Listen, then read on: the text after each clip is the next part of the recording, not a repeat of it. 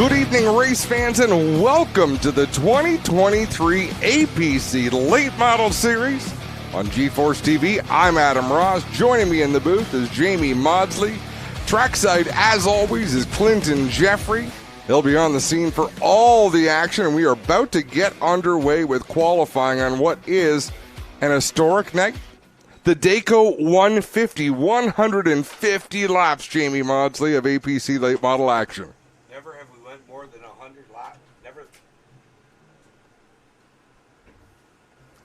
Never have we went more than 100 laps in an APC race. Big news in the offseason, $15,000 purse added to the point fund, courtesy of NTN Bearings, the sponsor of the NTN Triple Crown. 3 events, all going to be lengthened from the 100-lap distance tonight. Obviously, the Dayco 150 here at Sunset. A little later on in the season, we'll do 150 laps at Sauble. And then Adam making a return to the traditional 200-lap length for the Great Canadian Weekend at Delaware Speedway. And that's going to be a point series within a point series. The NTN 350 or the NTN Triple Crown. And I saw the trophy for the Triple Crown a little earlier on tonight. It is an actual heavyweight championship belt. Like, not a trophy. It's your belt that a boxer or UFC would get. Absolutely cool. So great to be back. And, of course, obviously, welcome all the folks watching on Racing America. Great to add that channel to the stream. Of course, everybody watching at home on G-Force as well. And a great crowd on hand. There was a great crowd here last weekend when we were here. And once again, they've made the trip out. Mother Nature cooperating much more nicely here today than she did last week. And I'm excited. I like this qualifying format much better. Single car qualifying. It's not group time trials. They drew for their qualifying order. So that's the order they'll go on to the racetrack in. Gives us a chance to focus on one driver at a time, mention their sponsors, and tell people what's going on. Clinton Jeffrey, what is happening on pit road? Well, Adam Ross, it's a wild night down here as these cars get ready for their qualifying laps here. You got some of the best drivers here in Ontario here to give it their best shot at round 1 of the APC series. They know how tough Sunset can be, but they're ready to give it their best.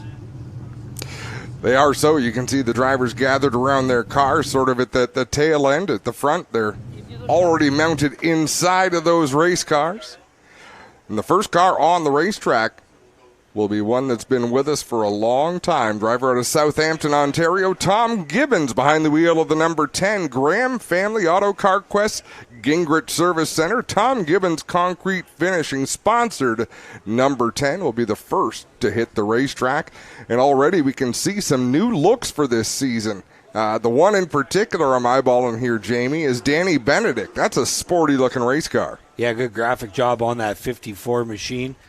Down to the straight white this year with graphics over top of that. Again, one of my favorites. I just can't get over looking at that 89C every time they do it up. They always bring such a pretty race car to the track. But Tom Gibbons, the wrap on that 10, no slouch as well. Good-looking scheme on the Southampton driver's car for this year. He is on the clock now. So they're going to come on the racetrack, and they'll get the 1 to go from flagman Sean Gibbs. Second time by, they are on the clock right now.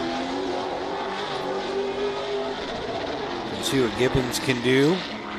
And that, whoa, big push out of turn 4. That's not going to help his lap one time. 14.519 the first lap for Tom Gibbons. 14.519. Lap number 2 should be a fair bit quicker. Checkered flag. 14.379 is the time to beat. Laid down by Tom Gibbons. Next car on the track, also a great looking race car out of Cambridge, Ontario. The Rimat Mini Storage Shaw Motorsports sponsor. Number 97, it's Blair Wickett. The Polar Blair. We weren't sure how much we would see him on the APC schedule, but he's decided to tow up here and try his hand. He got those tires warmed up on the first lap. Green flag is out for Wickett, and he is on the clock. Season last year for Blair Wickett. He had speed in a lot of different locations, but struggled to finish. I believe they knocked the rear end of that car twice in back-to-back races. We can now put lap 1 up on the board. 14.624, 14624 for Blair Wickett on lap 1. Second lap brings it right down to the apex of the corner in 3 and 4. Checkered flag in the air. New fast time, 14.273. 14.273 is the time to beat. And here comes the number 54 from Orono. The North Country Property Maintenance Mobile 1. B&W Enterprises 54. It's Danny Benedict. Danny Benedict shows a lot of speed most times out. Working on getting his race luck where it needs to be to have the performances he needs, the results that he needs to match his performance. Green flag flies on his qualifying run. New piece for Danny Benedict this year. His old car ended up at Delaware Speedway in the hands of Gary Adrianson for the season. So a new piece for Benedict out of the box. First time out under competition here today. He's missing the bottom of the track just a little bit in 3 and 4. 14.540. 14.540. This lap looks a lot better for Benedict. About half a lane up from the bottom of the racetrack at the stripe. P2, 14.371, just 8/1000ths of a second quicker than Tom Gibbons. Up next, defending series champion. He's from Ayr, Ontario. Hometown listed as Cambridge. He lives just outside of town. The Cambridge Rigging H2Go Mobile Wash Transaxle Heavy Duty Truck and Trailer Parts sponsored 84. This is J.R. Fitzpatrick. Going in order of practice times. Luck of the draw. So Fitzpatrick right now in that 84 Cambridge rigging machine.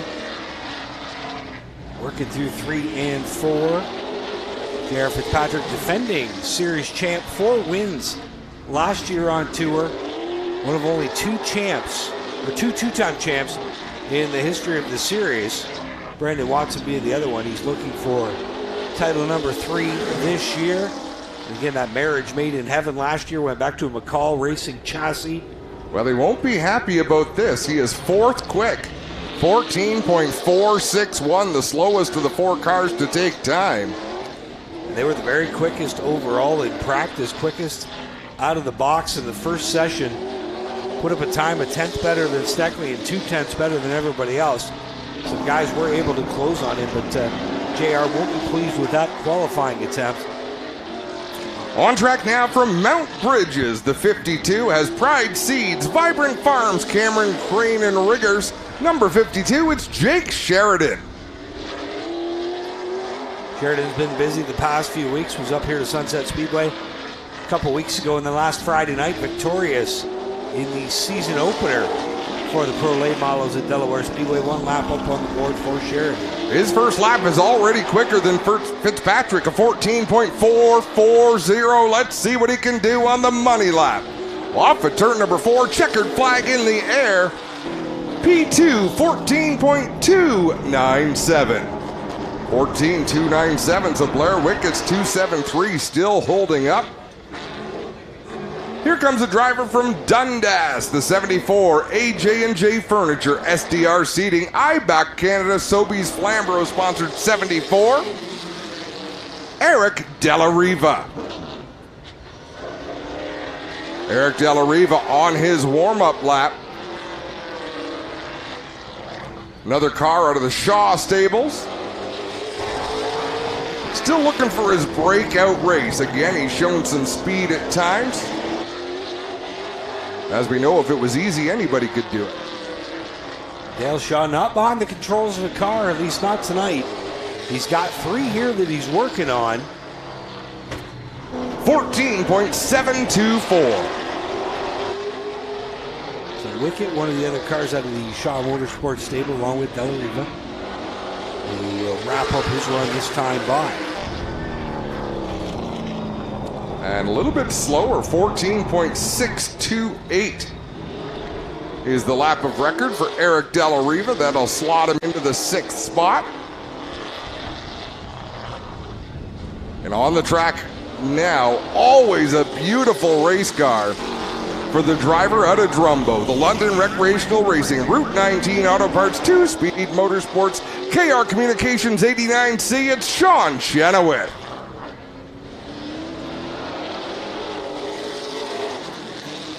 Sean Chenoweth takes the green flag for his first of 2 qualifying laps. Of course, only the best lap counts. He's been in action the last few weeks as well at Delaware Speedway in a super stock, victorious week ago Friday opening night. 14.634. 14.634 the first lap for Chenoweth. See if Sean can find some speed here on lap 2. Moves up 1 spot, a 14.621. 14.621 for Chenoweth, as in 6th so far. Next up out of Oro Medonti, driver of the 31W. He won here last season with a badly banged up knee. He's healthy here tonight. In that 2-Speed Motorsport sponsored 31W, it's Rick Spencer Walt. Spencer Walt wearing a 14.5 second session here. 2 wins on the season last year and what was a incredible first full season of action on tour for the driver of the 31W.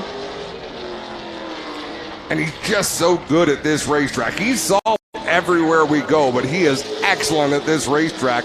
First lap for Spencer Walt. He's into the top 5 with a 14.412. 14.412 the first lap for Rick Spencer Walt. Down to the bottom of 3 and 4. Hard on the throttle to the checkered flag. P3, 14.307. Well, they found a little time on lap 2. And now your winner last time out last September. Shea Gemmel out of Dorchester in the APC Miami Muscle sponsored entry. He went to victory lane. Jason Hathaway says if you're going to win one, win the last one of the year because pictures on the website all winner. And Shea Gemmel did just that. He's works through 3 and 4, coming to the green. See how he does in that beautifully prepared Chevrolet. Canusa APC on the quarter panels of that 3 machine as Gemmel works down into 3 and 4. Early Apex into 3, a lot earlier than some of the competitors out there.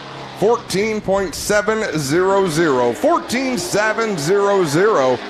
You can see he's visibly faster here on this second lap. Goes down to the Apex a little bit later. More traditional line. Moves up to 7th. 14.545. 14.545 is the lap that'll count for Shea Gemmel.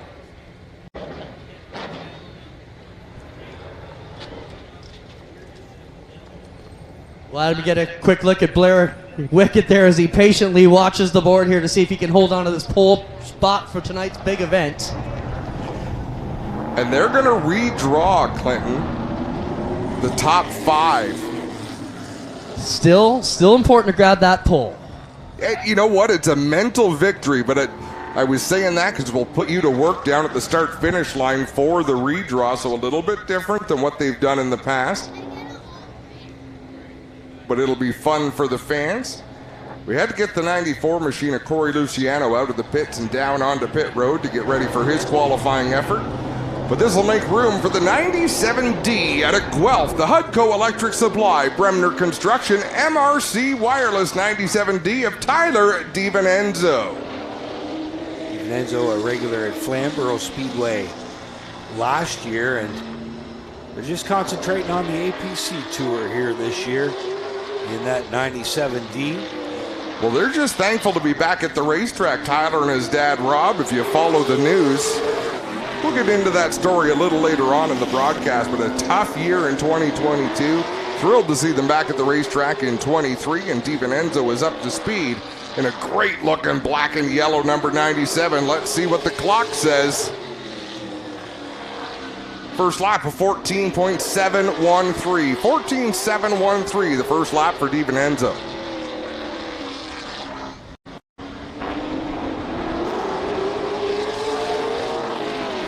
Moves up to the 8th spot, 14.580. 14.580 will be the lap of record. We've got to issue a welcome back to this driver from Hamilton, Ontario, the Bennett Construction Group, Humberview Parts 51. The driver of this car, it's Mike Bentley. Of course, Mike Bentley was part of the inaugural season of the APC series and ran seasons after that. We haven't seen him for a while, and you can see he's building up some heat in these American racer tires down into the corner and letting the car push up the racetrack. First lap is kind of a throwaway lap.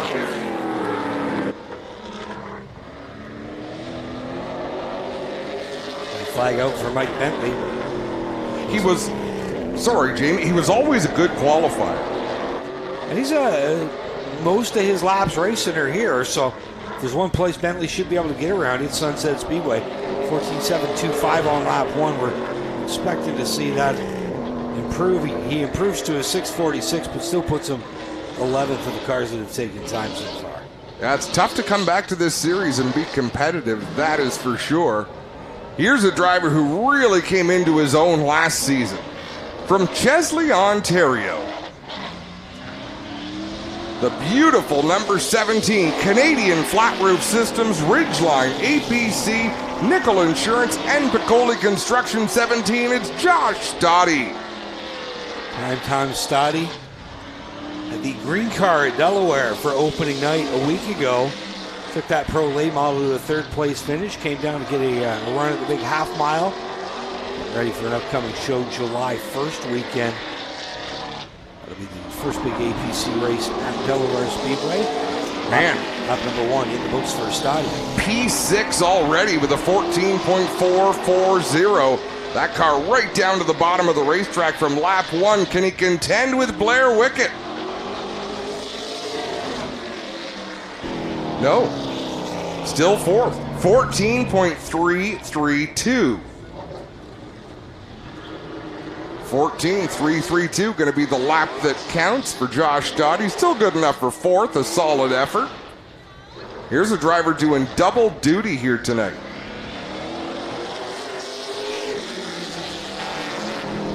That's a good sponsorship on that car this year from PV Mart. Junior Farley. Yeah, Burn Workwear, Epic Racewear, PV Mart out of Guelph. It's Junior Farley running TQ midgets here tonight and the APC late model. He is now on the clock. And I don't think there's much of anything you can transfer from the TQ midget over to the late model to help you over the course of an evening. Same suit and helmet, that's about it. You're absolutely right. 14.653, a reasonable lap for his first lap. Let's see how much he can gain on lap number 2. Moves up to 9th at 14.575.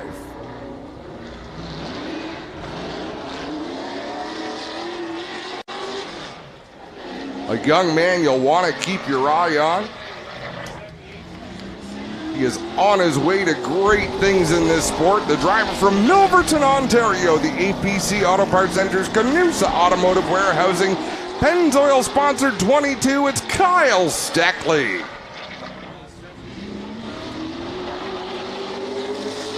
Steckley, a win last year as well as one in 2021.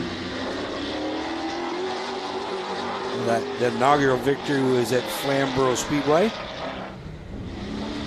And he ended up coming just a couple points short in both the APC Championship and the Delaware Speedway Weekly Championship back in 2022.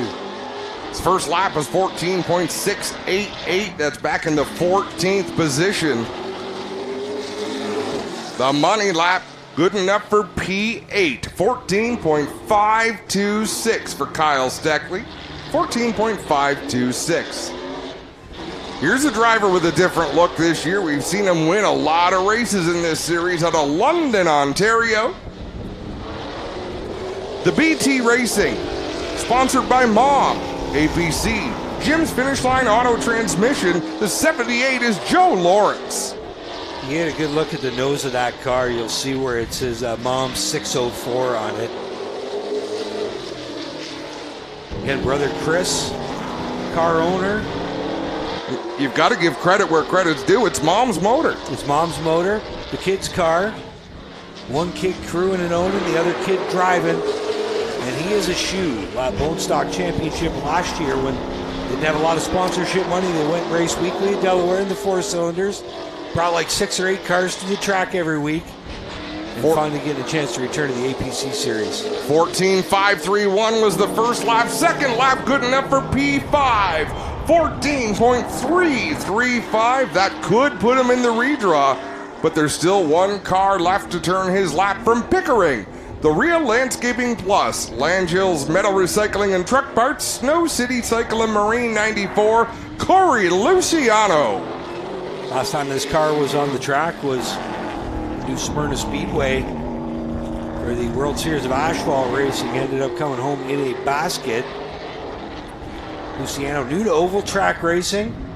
A lot of F2000 stuff under his belt. And we'll see how he does just concentrating on turning left here. If you've never seen racing from New Smyrna as part of Florida Speed Weeks, a lot of cars come home in a basket. That is a fast, treacherous racetrack.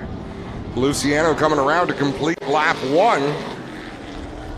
15.013. He's got a lot of making up to do on lap number 2.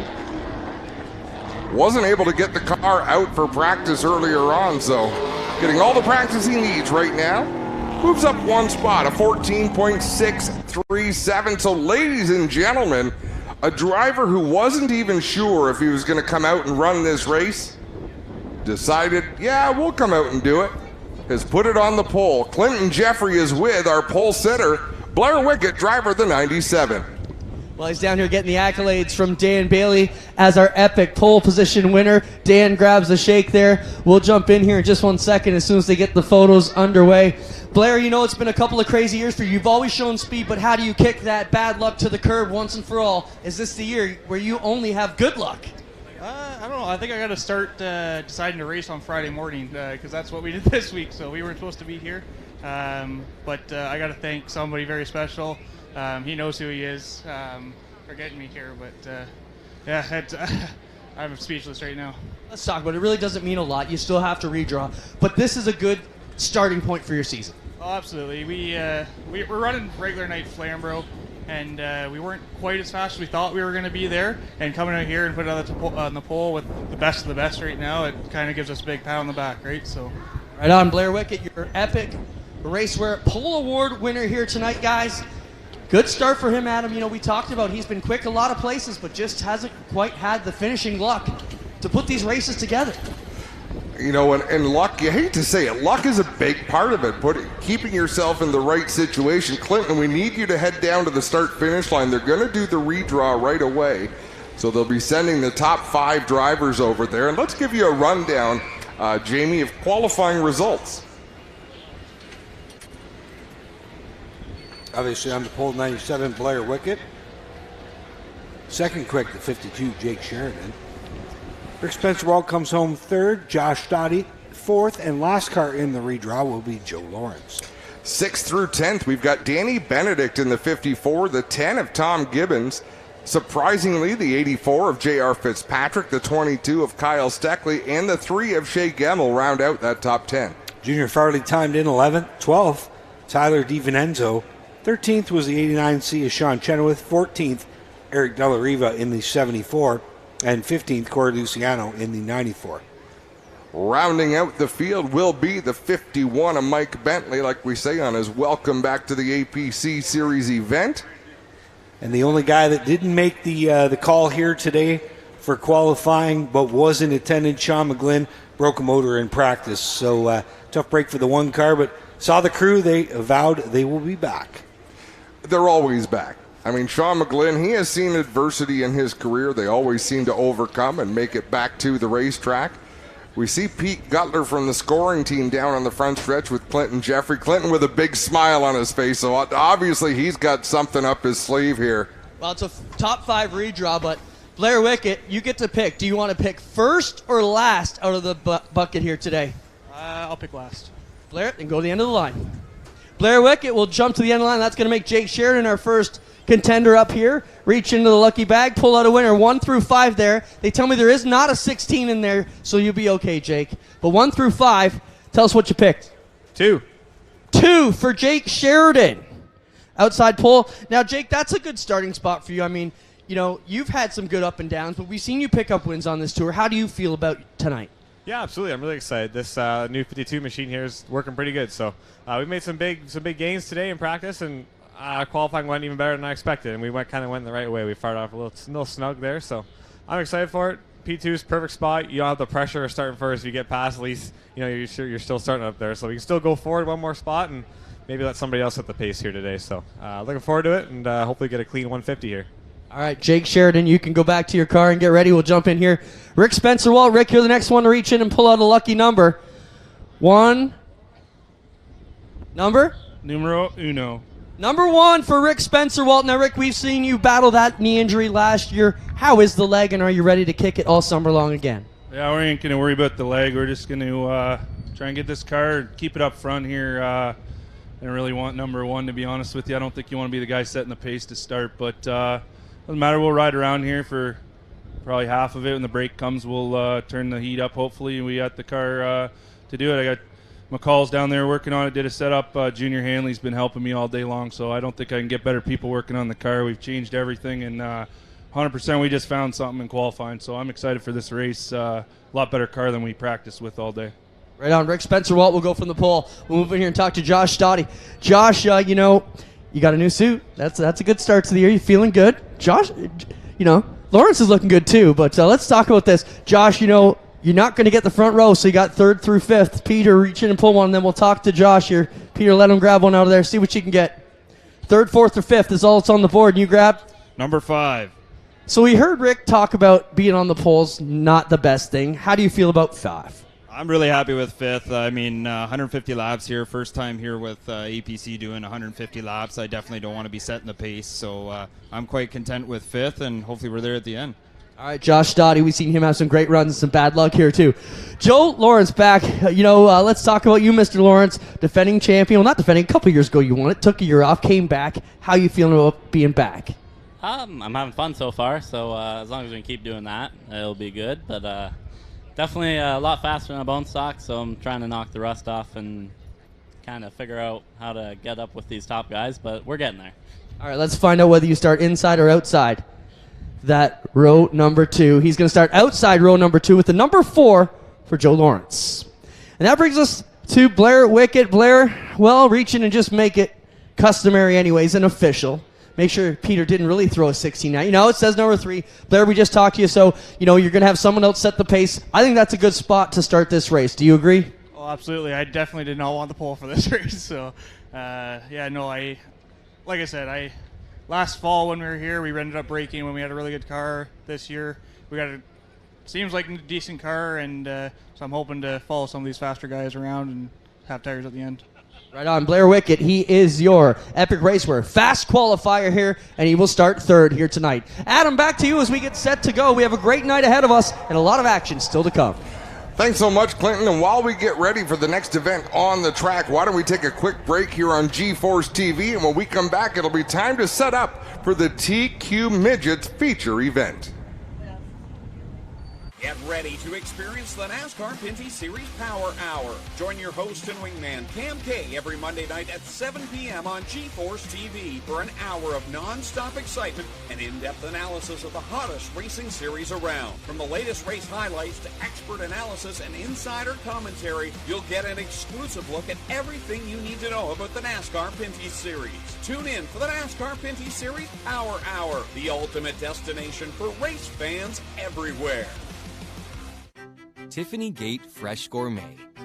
Our savory pesticides can be prepared any way you like. Serve warm or chilled, as a main or as a side. Tiffany Gate Fresh Gourmet. Create your way to great taste.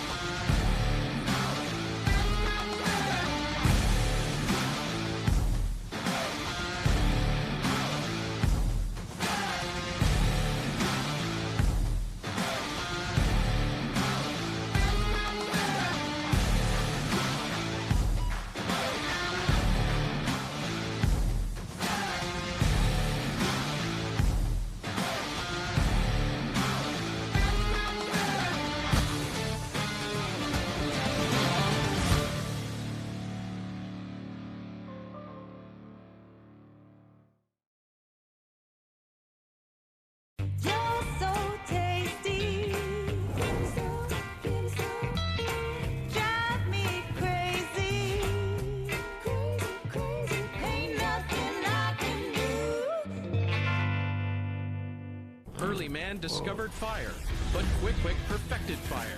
Quick Quick is the only fire starter that guarantees to start your campfire, wood stove, or fireplace without the need for kindling or paper. Find your nearest Quick Quick retailer at quickquick.com.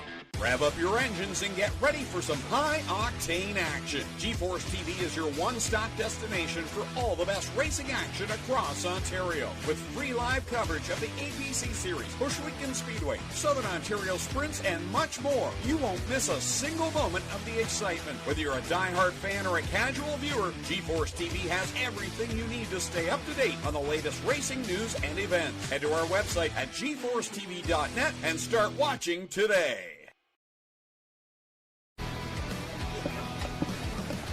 Welcome back to Sunset Speedway on GeForce TV. It is our pleasure to welcome the voice of Sunset Speedway, Brendan Doherty, to the announcer's booth. And Brendan, we're early in the season, but man, it's already been some fun racing here at the track.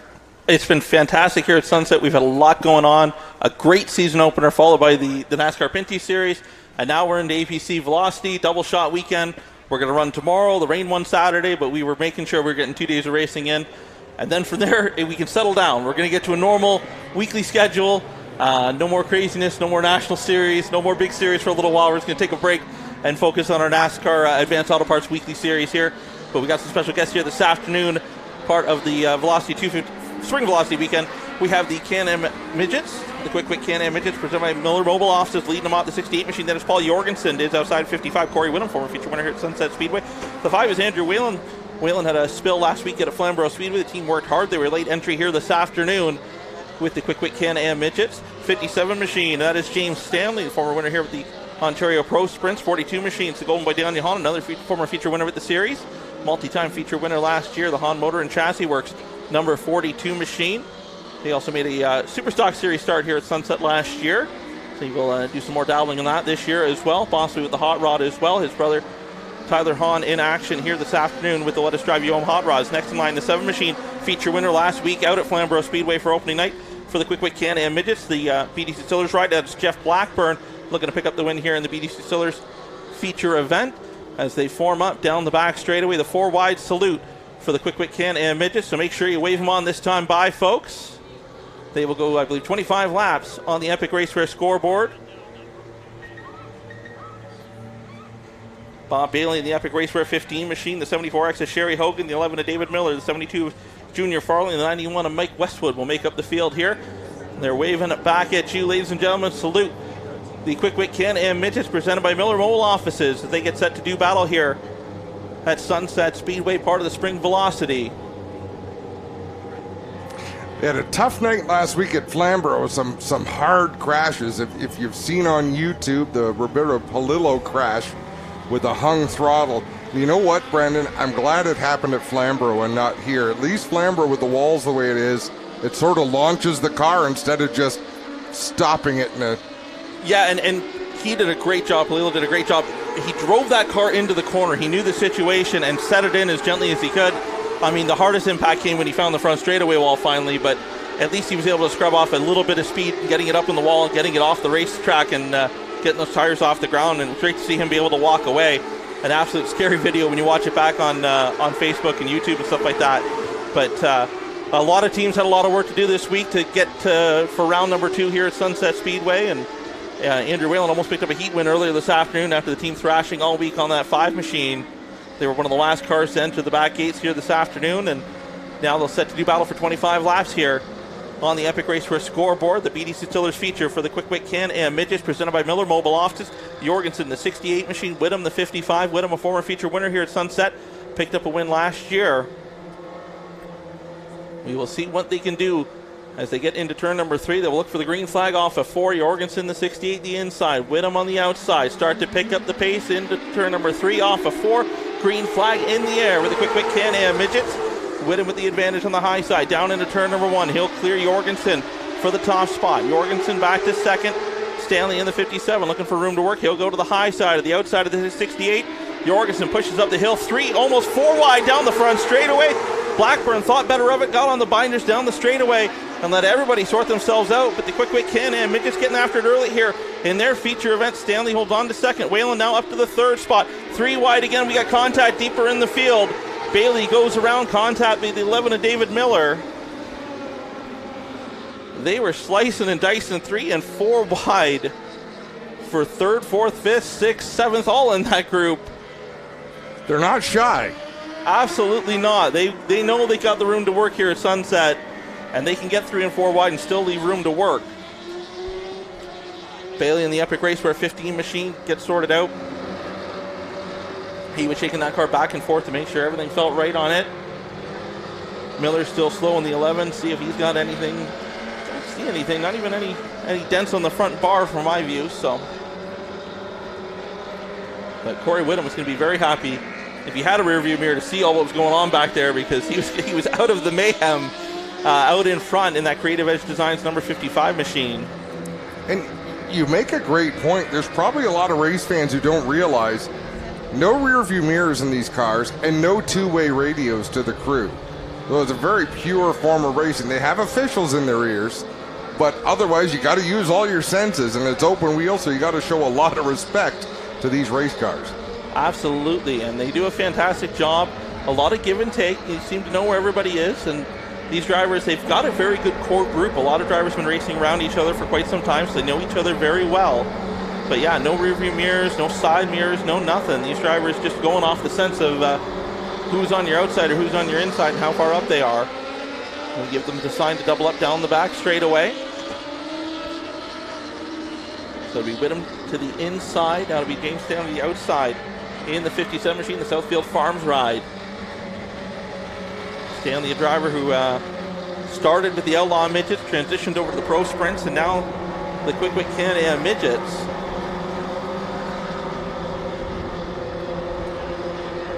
Slow the pace down the back straightaway. Whittam almost bringing them to a crawl as they head towards turn number 3. See Whalen in the 5 car.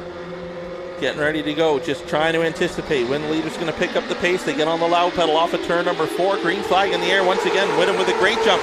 That's clear of the 57 of Stanley. Stanley now has to deal with the 5 machine of Whalen. Whalen to the inside in that number 5 machine. Side by side almost. Stanley able to clear Whalen almost off of turn number 4. See if he's able to do so down the front straightaway. Whalen going to slide in line. Blackburn in the BDC Distillers number 7 machine up to the 4th spot in the running order. He'll look to the inside of Whalen down the back straightaway. Doesn't have enough, slides back in line.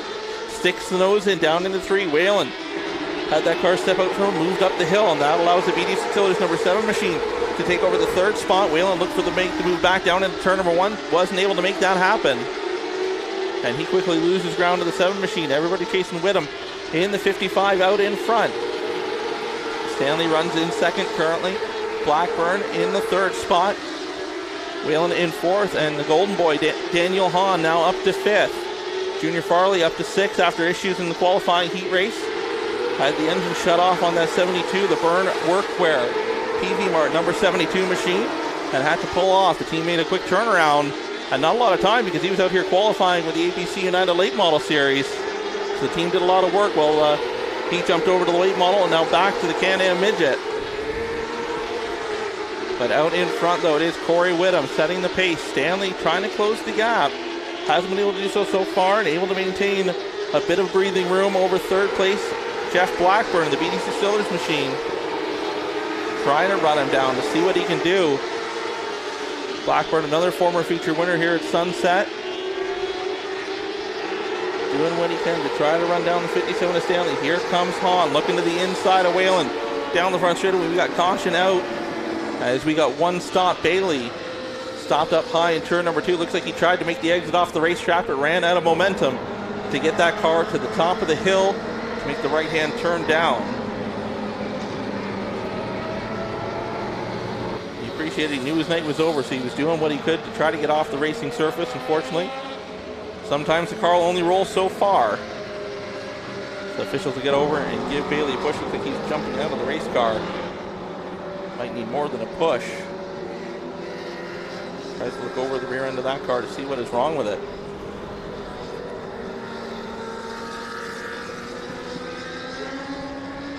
Push truck getting on the scene, and There's the signal, and he is going to need a lift, so it might be the first time tonight we see B&B Towing in action. Yeah, and that would explain why he couldn't make it to the actual exit. You know, if the rear end locks up on one of them, not much you can do. No, that's for sure, and he seems to be pointing in there kind of behind where the engine would be, so transmission or drive shaft or whatever they use on these scan images. I'm not overly familiar with the full drivetrain system on them, but still some arguments going on there and not getting anywhere on getting him off the racetrack. See Clinton on the scene. They're getting the camera in there, so we get a good look to see. Well, guys, we're for Bailey here. The drive shaft is broken. You can see it right here. The U-joint has separated, so no drive in the car. Bob, what was the story there? Obviously, you were broken the drive line, but did you know it was going? No, not until the end of the first straightaway. It just let go. I didn't know if it was the engine or the drive shaft, so it stopped. At least it was the drive shaft, not the motor. Yeah, I think it was going all day because I kept looping it, and yeah, so it is what it is. One more quick look at it. So right down here, the drive shaft has come apart off of the drive line, and there you can see this U-joint has separated, and that's why there's no drive here in the 15. It's got a lot of nerve reaching down into a race car. Most of the moving parts on a race car are pretty darn hot, so either Clinton doesn't have any nerve endings in his fingers, or that wasn't too warm as he stands there and looks things over with Bob Bailey. I mean, the drive shaft's just a rotating part, no heat on it, just excess heat coming off the transmission of the engine, but looks like B&B Towing over there, looks like they will have to try to hook it from the rear. Some of our viewers in the live chat make a great point. These look like oversized go-karts, and it's probably not a bad analogy. They do have suspension on them, but they are really stuck to the racetrack, so they are like a go-kart in that sense. And most of the racers in this race are former go-kart racers, former go-kart champions. Some of them, like David Miller, who's out there somewhere, who was out there, continue to race go-karts. Well, let's take a quick look at the car, Adam. He basically got a motorcycle engine here, very short wheelbase. You look how tight the cockpit is. There's not a lot of room in there. It's basically just room for the driver and 4 wheels and a steering wheel. So that's the issue here. Yeah, motorcycle power, but man, these things really fly. I mean, they're essentially a mini super modified is what they are. You know, and a scaled down version of that. And down in the States, that's what this is used as. It's a bit of a stepping point. A lot of super modified guys, no wheel modified, they will run, you know, the indoor series, Atlantic City and the PPG Center down in Pennsylvania during the off season. And you see a lot of crossover that way. It's drivers that are, super modified and modified guys in the summer season. They'll go TQ racing indoors in the winter. So. And our very own Mark Samet out of London, Ontario, perfect example of that, a TQ midget racer for a long, long time. Just won the season opener at Jennerstown for the ISMA Super Modified Series. Andy Mackrith, of course, who used to run TQ midgets, his father Norm Mackrith in the Canadian Motorsport Hall of Fame, a long super modified career. And there's David Miller. I talked about him, but couldn't find him. He's come to rest a little bit earlier in the corner in turn 1 and 2, so that tall drink of water down there looking over the damage on the 11 machine.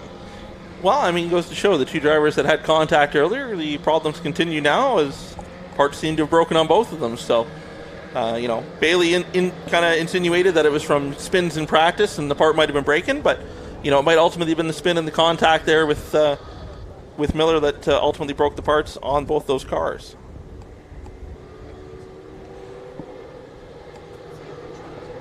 So it looks like it's going to be the Sunset Cradle for the 15 at Bailey to get off the racing surface. I thought they just need to pick it up from the back here, but they're going to give them the deluxe service here. I would just think as low as they are, it's probably hard to tow it from either angle without dragging the other end of the car. Yeah, you're probably going to drag the nose bar here. You're probably right there, Brendan. They've built some really cool apparatus for hauling some race cars off the racetrack. It's all just a plain looking T-bar, but they stick it through the roll cage and just lift a race car straight up in the air and haul it in and out that way. Well, the biggest problem they've got here, Adam, is it's such left side weight on this car. When they try and cradle it, the engine just wants to tip it over. So they're trying to get some creative strappage going on here. I've got a dumb question, Clinton, but this is my specialty. Give her. If it's just a drive shaft disconnected, why can't they push the car to the hill and watch it roll down? Kind of thought the same thing when I arrived on the scene, but I'm not driving these two massive tow trucks we've got here, so... I'm sure there's a reason. Well, Bob didn't want... He was afraid that if they pushed it and it rotated, that drive shaft in the U-joint, and more importantly, the yoke on the back that attaches to the rear end would get marred up or messed up more than that. So that was the concern. I think that's why they were originally going to try and pull it and pick it up, but still having some issues here, so... I guess there's no real way to separate them. They've broken, there's no room for play there. So the moment you start pushing things around, they're going to start connecting again and start spinning back into the transmission, the engine, and because the U-joint's going to keep spinning. Yeah. As you pull it in the rear end drive, so the drive shaft won't turn, but the U-joint will. Let's take another quick break while we have the opportunity, and we come back. We'll continue watching them tow off the TQ Midget on GeForce TV.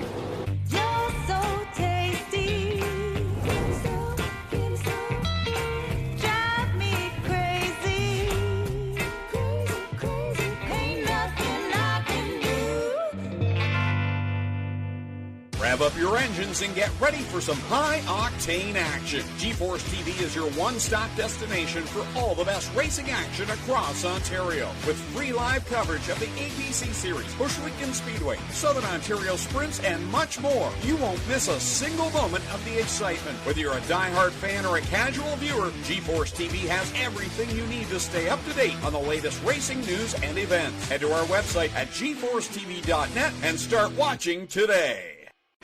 Tiffany Gate Fresh Gourmet. Our savory potato sides can be prepared any way you like. Serve warm or chilled, as a main or as a side. Tiffany Gate Fresh Gourmet. Create your way to great taste. Welcome back to Sunset Speedway, and as promised, we bring you part 2 of the TQ Midget being cradled off of the racetrack. David Miller taking the long, slow walk behind his 11 machine. We've gone red flag conditions, Brendan Doherty, and I'm talking too much. This is your show. Let's give it back to you. That's right. I just want to point out right now, Beer Garden, Red Flag Army, it is the beer special. So $4 domestic beers right now until the red flag is lifted. So if you're in the Beer Garden, make sure you get in line for that very quickly. And if you don't get a chance, make sure you grab yourself a Simcoe Sunrise while you're over there.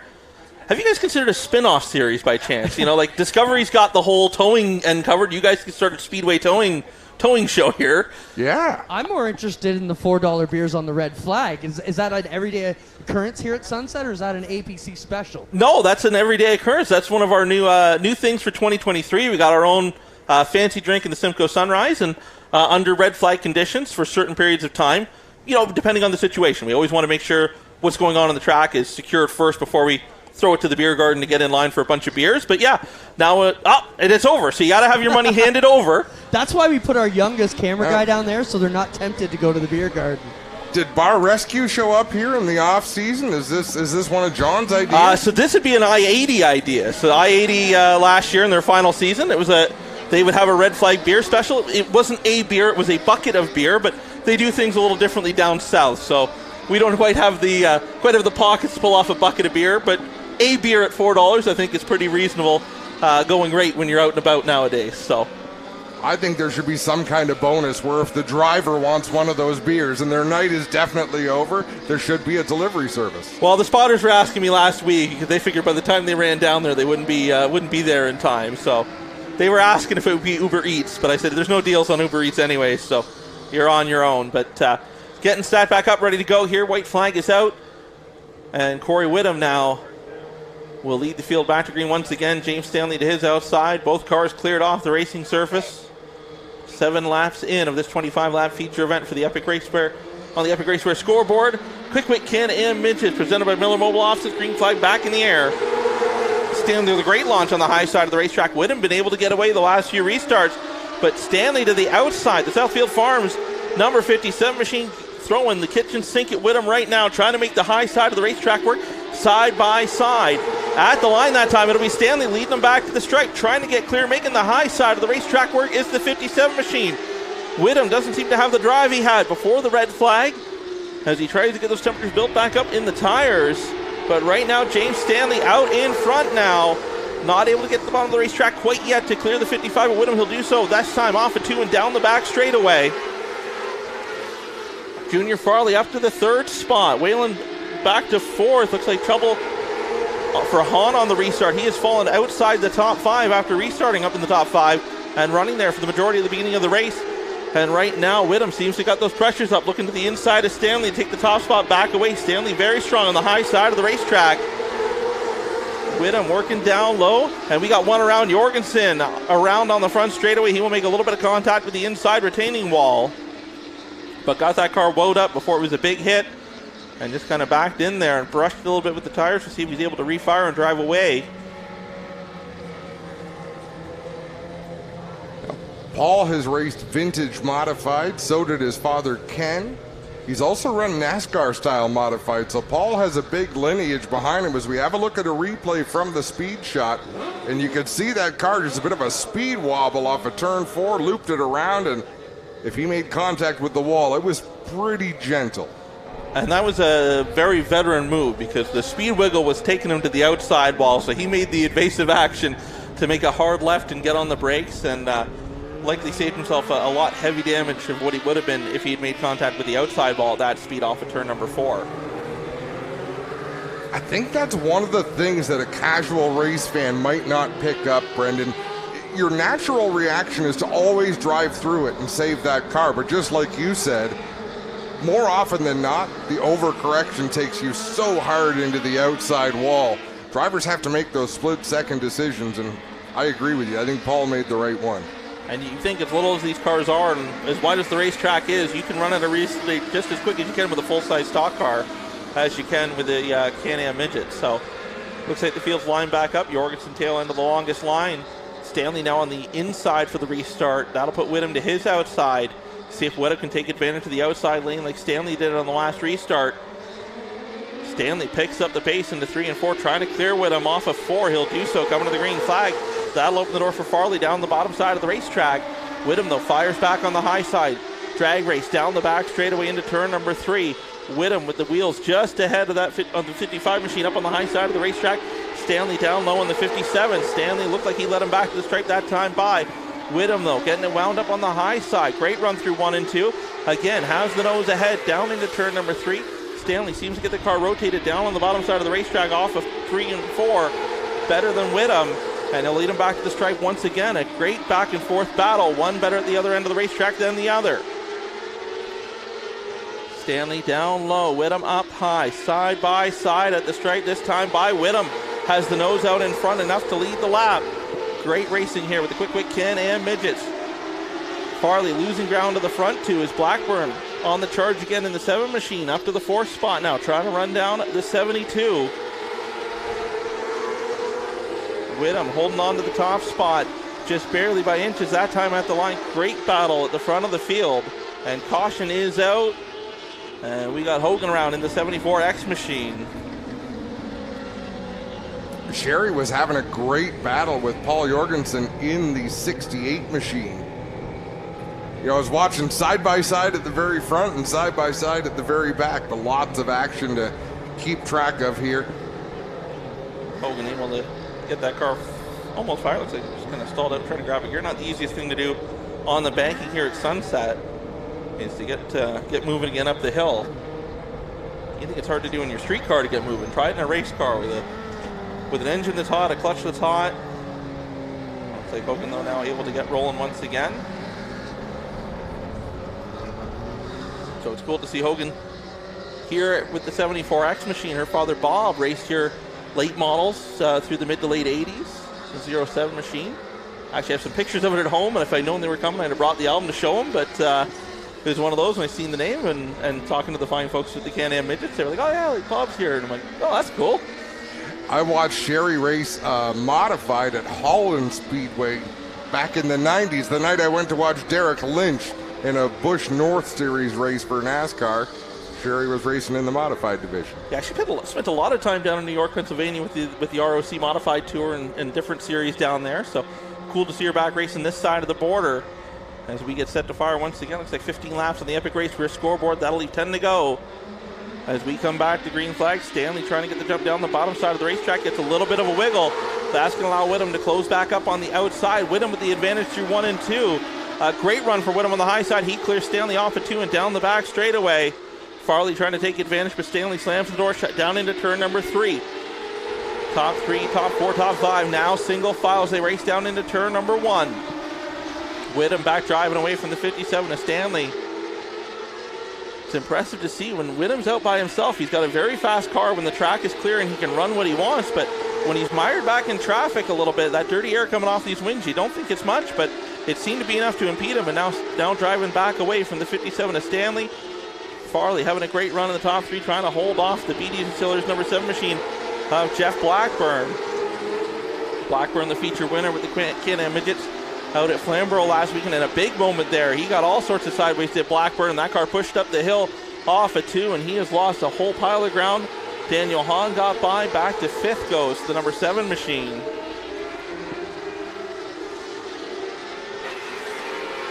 Laps very quickly winding down, 5 to go at the line this time by for Corey Whittam. Whittam hoping from here he can go clean and green, likely not wanting to have to deal with Stanley on another restart. Daniel Hahn now all over the rear nerf bar of the 72 of Junior Farley. The PV mark, Bear Workwear, number 72 trying to hold on to the last spot of the podium. But Daniel Hahn from Hillsdale just up the road trying to find a way to the podium here at his home track. A little bit of trouble for Farley. It looks like he's locking up the left front wheel every time he gets down into the corner. A little bit of smoke coming off that 72 car. But he's still able to stick the entry and get down to the bottom of the racetrack. 2 laps to go for Whittam at the front of the field in the 55 machine. Hahn now to the high side, looking to go to the outside of Farley as they race down into turn number 1. Looking for the crossover move. Farley seen it coming, slam the door, shut off at 2. White flag in the air for Whittam. He looks like they're uncontested here late in the going, but the battle is on for 3rd. They are slicing the dice and trying to make something happen. Hahn again to the high side of the racetrack. Farley down low. Blackburn in the 7 machine trying to make something happen. Off of 4. Whittam going to pick up the win. Going to be Stanley for 2nd. Around goes Blackburn. And that will end the race. Farley going to come home, I believe, in the 3rd spot in the 72 machine. Hahn will come home 4th. And Whalen will round out the top 5. Hahn was looking for a way past Farley there. He had to check up, and when Blackburn checked up for Hahn, he got on the binders a little too hard, and the BD Distillers number 7 machine ended up facing the wrong way. I think Hahn was trying to cross over Farley off the turn, and Blackburn probably could have kept his nose there. He earned the spot, but sort of spun himself instead. I try to be a gentleman, right? That's the name of the game. Those cars come out of the same stable, the Hahn Motor and Chassis Works stable, so kind of unofficial, official teammates there, so cutting each other a little slack, and unfortunately Blackburn going to be on the losing end of that one. I think we might have seen it a little different if it was a battle for the lead, you know. There's not a lot of glory in the battle for 3rd spot, so a little bit more gentlemanly as they roll down into victory lane. Clinton Jeffrey is on the scene, and we will throw it to him shortly for celebrations at the start-finish line. And Whittam going to take the victory lap here, the BD's Distillers feature for the Quick Can-Am Midgets presented by Miller Mobile Offices. A well-earned win, and it'd be great to hear the comments from both Whittam and James Stanley, the battle they had from the midway portion through the late parts of that race. As Whittam's saluting the beer garden on the way by, taking the victory lap as he heads down to BD Distillers victory lane here with the Quick Can-Am Midgets.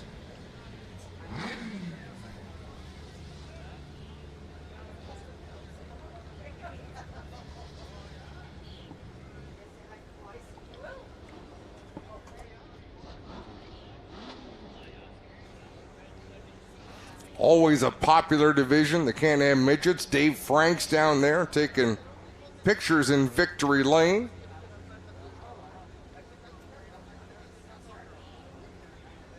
Ashley McCubbin shooting some shots down there as well, and soon we'll go down to Clinton Jeffrey.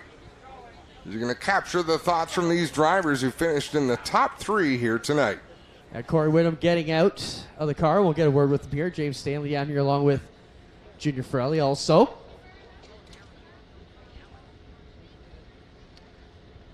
So Corey Whittam working his way out of the 55 car. He'll climb up out of the top of the cage and get ready to go.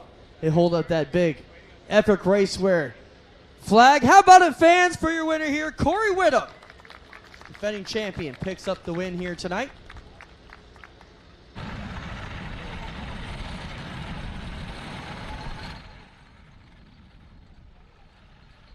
Corey likes his picture taking and hang up there for a while. We'll get him to get the helmet off. We're going to talk to him here as he gets ready. Second and third over there having a good discussion about how things shook out here today. What a wild machinery we've got here with these cars, Adam. They just look unreal when you get up close to them. You get a chance to check them out in the pits. Make sure you do. A lot of attention to detail on these race cars as top two having that conversation. We'll get the interview underway. Corey, great run here tonight. You got to be pretty pleased with that. I mean, defending champ, this has been running really good for you. What can you say about your night? Well, it's been a blessing tonight. We had rain out yesterday, and that kind of worked out in my favor because I've been sick all week, and tonight I feel way better. So, yeah, it worked out in my favor. Congrats to James. Oh, man, we drove the wheels off our cars trying to get around each other. That was some fun racing. I'd like to thank Allison Martell from Property Matchmakers, One Stop Lube, and Mauricio. And I'd also like to thank BBK Trade Solutions. I'd like to thank all the fans for coming out today. Great. I hope we put on a great show for you. I'd like to thank Track, all G-Force for coming out tonight and doing this for us. Yeah. Right on. Corey Whittam gets it done. We get over here and talk to James Stanley, our second place finisher tonight. James, solid run for you. Let's look at the crowd. Can you be happy with second tonight? You had a good battle going there with Corey. Oh, 100%. That was the best battle I've ever had. I've never been that close wheel to wheel for so many laps with one car. These things are crazy, and side by side like that is, I don't know what to put it, like I don't have words for that. Right on, James Stanley. We get over here, Junior Ferrelli. Junior, you got double duty tonight. Let's turn around this way so the fans can see you. Let's talk about your night. You know, Adam was talking earlier, probably other than your fire suit and helmet, not much is going to be relatable between these two cars, but the track's still in the same spot for you. Anything you can transfer over? Probably not. Just seat time. Just beginning of the year, sharpen your skills a bit. So I like racing, so anytime I can get behind the wheel, I'm going to take advantage of it. Right on. Junior Ferrelli third, James Stanley second. And how about your winner tonight? Corey Whittam gets it done, ladies and gentlemen. That'll wrap things up from Victory Lane. We'll take a quick break here on G-Force TV and be right back with the Hot Rod feature. Tiffany Gate Fresh Gourmet. Our savory pasticides can be prepared any way you like. Serve warm or chilled, as a main or as a side. Tiffany Gate Fresh Gourmet. Create your way to great taste.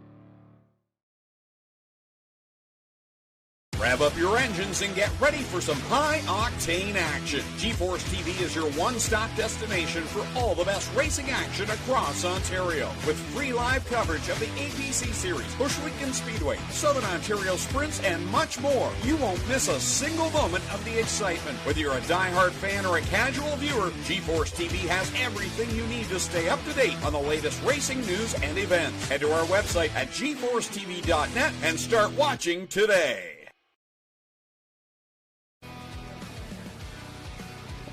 Welcome back to Sunset Speedway. Adam Ross and Brendan Doherty in the booth for this part of the program. Clinton Jeffrey is trackside, and Brendan, once again, we'll send it over to you for what's up next. We've got the Let Us Drive You Home NASCAR Advanced Auto Parts Division 4 NASCAR Hot Rods. Got so many divisions now, it's hard to keep track of most days. But under the NASCAR Advanced Auto Parts Series banner here at Sunset Speedway and the Let Us Drive You Home Hot Rods, them jumping on board this year to bring us the Hot Rod division here as a regular division at Sunset Speedway. This will be their first points night of the year. They raced last week for the Bill Zarda Memorial. That was, we'll call it an unsanctioned race under the NASCAR standings. But this week it is 4 points, so this will kick off the season here at Sunset Speedway for the Let Us Drive You Home Hot Rods. So leading him off, a man very familiar with the victory lane here at Sunset Speedway, a 3-time OSCAR Tour Series champion out of Ormondonte, the 1966 Pontiac Bowman, the Tire Depot.ca, Fox's Bakery and Deli, Hahn Motor and Chassis Works car. That is the Kodiak Tyler Hahn. To his outside, the 8 Senior Machine. Out of North Bay, the 1969 Chevelle for Dave's Heating, Eagle Tree Service, Junior's Tires, Adam Graphics, HRE Engines, and MTC Towing, a former Velocity 250 winner here at Sunset Speedway. It's Paul Bogensberger Sr. Inside of row number 2, a former feature winner with the OSCAR Series. Out of Aurelia, the 1972 AMC Javelin for Bromley Automotive and Peterbilt Race Cars. He's got Peter Shatanis playing crew chief here this weekend. The 6 is Rob Bromley. To Bromley's outside, the 16 out of Bowmanville by way of the AJK Race Shop in Hampton, Ontario. The 1974 Chevrolet Camaro, the one on recreational racing, Fix It Females, Lux Beauty Boutique, Classic Towing, 90water.ca, Cochrane Automotive, Hampton General Store, AM Roofing, Route 19 Auto Parts, Quick Fire Starters, and GTA Race Designs 1974 Chevrolet Camaro. It's Amanda Balson. 47 Machine out of Stroud, Ontario. A multi-time champion here at Sunset Speedway and an active member of the Canadian Motorsports Hall of Fame. The B&B Towing, Cathcart Trucking Limited Liners, 1966 Rambler Ambassador. It's Stompin' Tom Walters. 36 Machine. Former Barrie Speedway mini stock regular really driving the Chevrolet Camaro, the Crossroads Trucking Academy.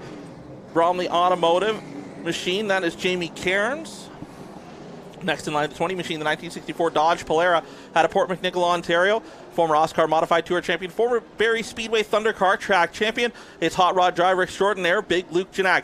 88 Machine, a multi-time Sunset Speedway track champion, driving the 1974 Dodge Star, the Michelle's Topsoil, Ideal Supply, Napa Auto Parts, Greenview Graphics, JB Home Automation, and Security Ride. That's the check casher, Herb Walters. 17 Machine is Matt Spry, the technical equipment, Foster Motorsports, Chevelle. 63 is Thomas Dunn, the J&J Business Services, Gordy's Garage, Ford Galaxy 500. Then we have Keenan Bazile in the Ford Fairlane, the 34 Machine. The MTC Towing ride in the 21. The Industrial Solutions Sunridge ride out of North Bay. The Chevrolet Monte Carlo is Dan Rothwell. McMaster Buick GMC Pace Truck hits the infield. 30 laps the distance on the Epic Raceway scoreboard. Green flag in the air off of turn number 4. Hahn tried to get the jump with the HRE Engines number 8 Machine. Paul Bogensberger Sr. fires back on the high side of the racetrack. Tom 2 rows side by side. Tom 5 broke away from the battle for 6 in the running order. The check catcher Herb Walters on the move in the 88 Machine, trying to find some room to work as Cairns and Janak battle side by side for the 6th spot. Hahn gets the jump out in front. Bromley now to the inside of Paul Bogensberger Sr. looking to take away the 2nd spot. The Bromley Automotive Peterbilt Race Cars number 6 Machine down on the bottom side of the racetrack. Great battle for the 2nd spot in the running order. Paul Sr. tried to inch ahead down the back straightaway. Bromley a little better through the end. Stompin' Tom Walters looking for some room to work in the BP Towing ride. A little bit of contact as Walters got into the left rear quarter panel of Paul Sr. and that shot the car down the racetrack. Balson tries to take advantage. Walters comes up the hill and Balson has to get on the brakes. And what a recreational racing 16 Machine. First points night and everybody is getting a little rough trying to hold on to it. Balson has left front damage on that Chevrolet Camaro. I don't see any smoke coming off, so it doesn't look like it's pushed the fender into the left front wheel. Hahn, though, out in front has checked out on the 6 of Bromley. The Tire Depot.ca, Fox's Bakery and Deli number 2 Machine, nice and smooth at the front of the field. Walters now trying to close back in on the rear bumper of Paul Bogensberger Sr. and the number 8 Machine for the 3rd spot in the running order. Senior gets loose. Big moment there. That car almost stepped all the way sideways. Walters with a shot down the back straightaway.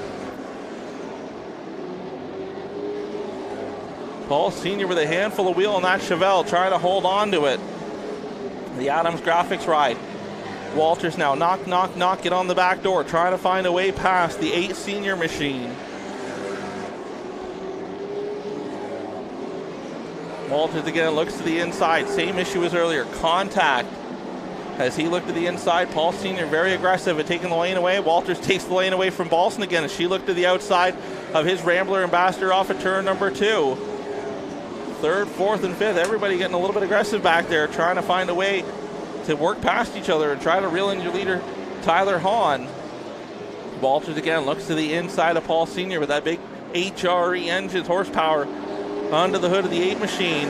Allows him to drive away on the straightaways. Paul Sr. now moves up the racetrack. Walters to the inside. Paul Sr. comes down. Contact. Senior is sideways. Here comes Amanda Balson now. They'll be 3 wide for third. Down into turn number 3. Walters way up the hill. Amanda up higher than him. And Paul Sr. down low. Senior with a bit of a push down on the bottom. That's going to allow Walters to drive away. Balson now to the outside. The one in recreational racing, number 16 machine.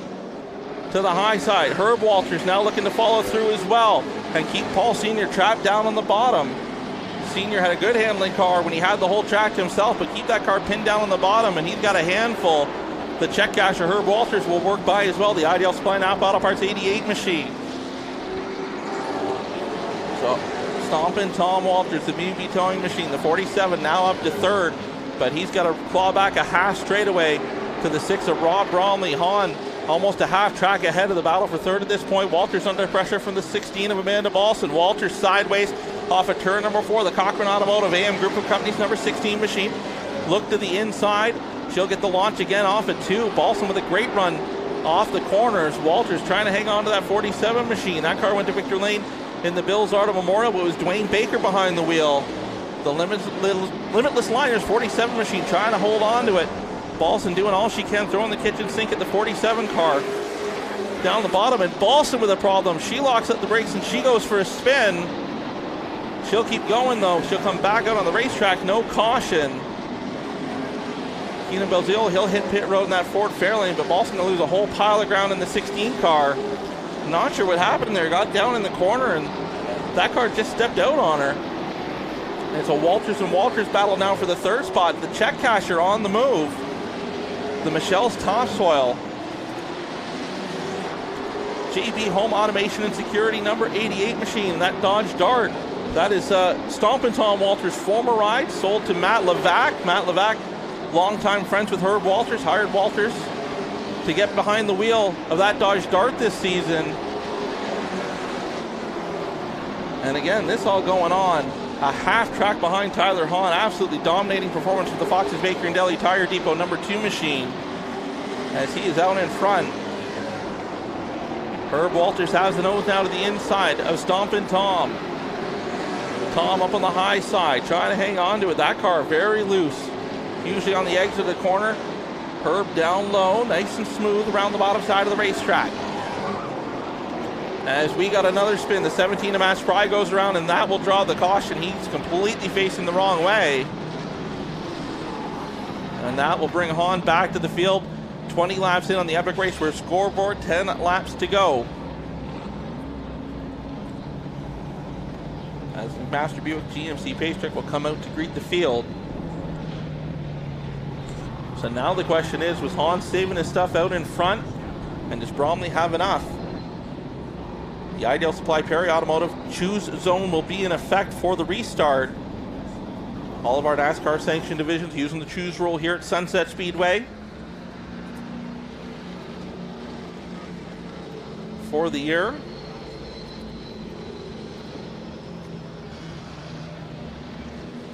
So it'll be interesting to see what lane Hahn chooses for the restart and where everyone behind them stacks up. And this would be a caution that Balson wanted to see as she was trying to gain positions back after going for her ride through the grass there.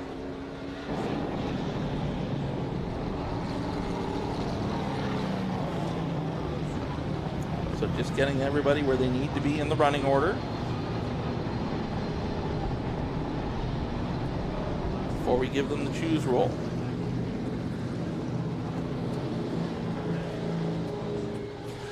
So Amanda Balson, clearly she had some issues with Tom Walters a few times. Tom ran up the racetrack when she was at his right rear quarter panel, not quite all the way there.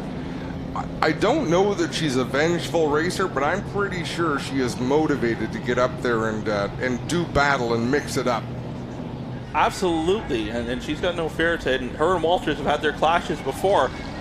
friends off the racetrack, but when it comes to on the racetrack, they are absolutely, they will throw the kitchen sink at one another.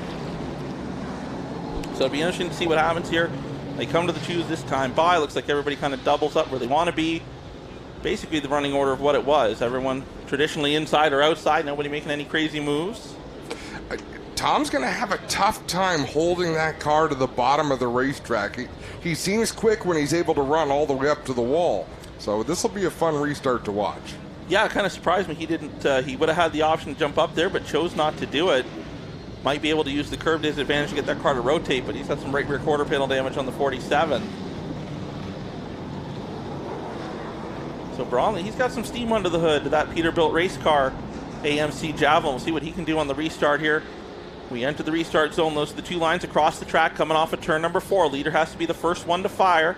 By the time we exit the zone, Hahn picks up the pace a little before the zone. Green flag in the air. Bromley to his outside, side by side, a little bit of contact, a little bit of smoke down through 1 and 2. Bromley up on the high side. Walters looking at his inside, crossover move. Bromley looking to the inside of Hahn. Didn't have enough of a run. Hahn able to slam the door shut. Herb Walters now to the outside of Stompin' Tom as they race. He'll take third at the line that time by. Up on the high side of the racetrack is the 88 machine. Balson looking for room to work as well. The 100 Recreational Racing Cochrane Automotive 16 machine. Stompin' Tom down on the bottom. That car again gets loose as we talked about. Herb Walters though not able to make the run and make it happen down the front straightaway and take advantage of the 47 machine. Hahn driving away from Bromley in the 6. Stompin' Tom gets clear of the 88 of Herb Walters. Amanda Balson looking to the inside of the 88 machine as she tries to drive back forward in the Fix It Females Lux Beauty Boutique number 16 machine. 2nd through 6, all nose to tail as Hahn is starting to check out again. Paul Sr. looking to the inside of the 16 of Balson as she tries to find a way past the 88 machine of Herb Walters. Here comes Stompin' Tom now. Whatever he did inside the race car, if it was a brake bias adjustment or something, but that 47 car starting to drive back forward now. The B&B towing machine to the inside of Rob Bromley. He'll get on the gas and try to clear the 6 machine off of corner 4 down the front straightaway. He'll do so. Here comes Herb Walters now around the bottom, trying to get clear of Bromley. Bromley with a big moment. That car gets sideways as he got back to the gas and came down the racetrack. So everybody chasing Tyler Hahn out in front. Balson to the high side. Contact. Paul Sr. down to the inside retaining wall. He'll keep moving, but I think that will ultimately draw the caution. He's got heavy left front suspension damage. What happened there, Paul Sr. tried to make the run to the inside of Bromley. Bromley had Balson to the outside. He had to move down the racetrack, and when he did, it was contact with the 8 Senior machine. Senior tried to keep that car off the wall, but once he locked up the brakes, he was along for the ride. And that is broken, I would say, the left front lower control arm at the very least, and pushed that rear wheel back. And he was already shaking his fist before he got to the end of the front straightaway. So Clinton Jeffrey, beware if you go in for that interview. It might get feisty. Yeah, no problem. This car's tore up pretty good. Jack, you want to come around here and take a look from this side? And yeah, it is torn way back. They've torn the left front right out of this car, and you can see there all kinds of problems for Bromley, or Senior, I should say. Yeah, tore the tie rod out, pushed it way back. They're going to have all kinds of A-frame damage and suspension on the left front here. They tore it up pretty good. Bromley being put to the tail of the field.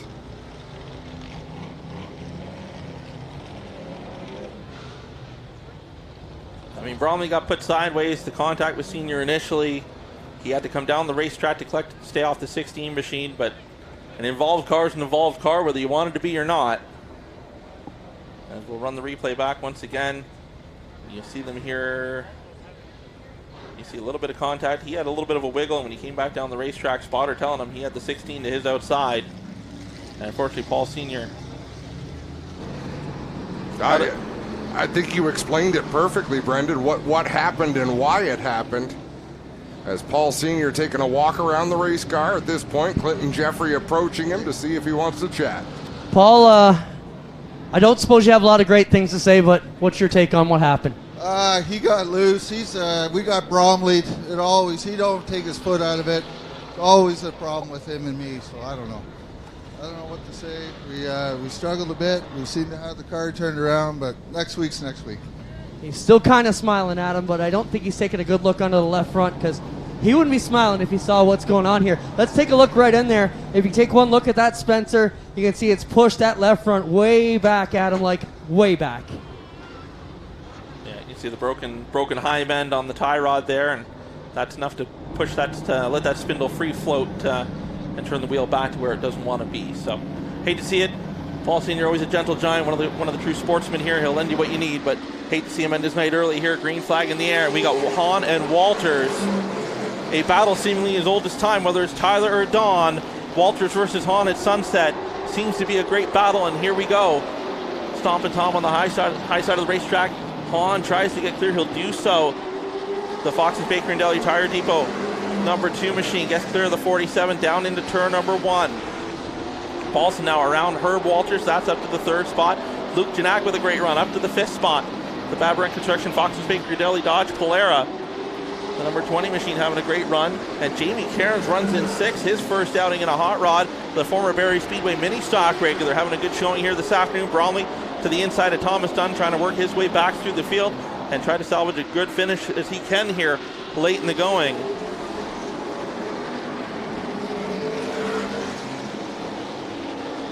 I thought we were going 30 laps. We might be going further than that, as it'll be 30 to go this time by. It looks like we'll go 35, so 5 to go in the running order. On about a car length ahead of Stompin' Tom Walters. Walters trying to close in here late in the going. The Tire Depot, Fox's Baker and Deli, Pontiac Beaumont has found victory lane several times before here at Sunset Speedway. Hahn has been very unsure of what his plans are for this year, but a feature win on the first points night might be enough to lure him into a full season here at Sunset to chase the Let Us Drive You Home Hot Rod Championship, part of the NASCAR Advanced Auto Parts Weekly Series. Hahn with a big wiggle that time off of turn number 4, trying to keep that car off the wall. Walters pressuring late in the going, about a half car length back off the rear bumper of the 2. They'll come to possible 6 at the line this time by 2 laps to go. Hahn with again another wiggle off of turn number 4. Walters is there, and Walters, as we know, he has no problem using the chrome horn. The 47 machine, he'll look to the inside. Hahn will slam the door shut down into turn number 3. Paulson looking to take advantage. She closes in on the battle for the lead. White flag in the air. The Hahn Motor and Chassis Works number 2 machine trying to hold on to the top spot. Walters tries to get the run off of 2 down the back straightaway. Hahn able to put the power down. A little bit of breathing room into 3 off of 4 final time. Checkered flag in the air. Hahn with the win. Walters for 2nd. Paulson in 3rd. Herb Walters in 4th. And Luke Janak will round out the top 5. Considering what went on during that race and how dominant Hahn was early on, that finished a lot closer than I thought it would, Brendan.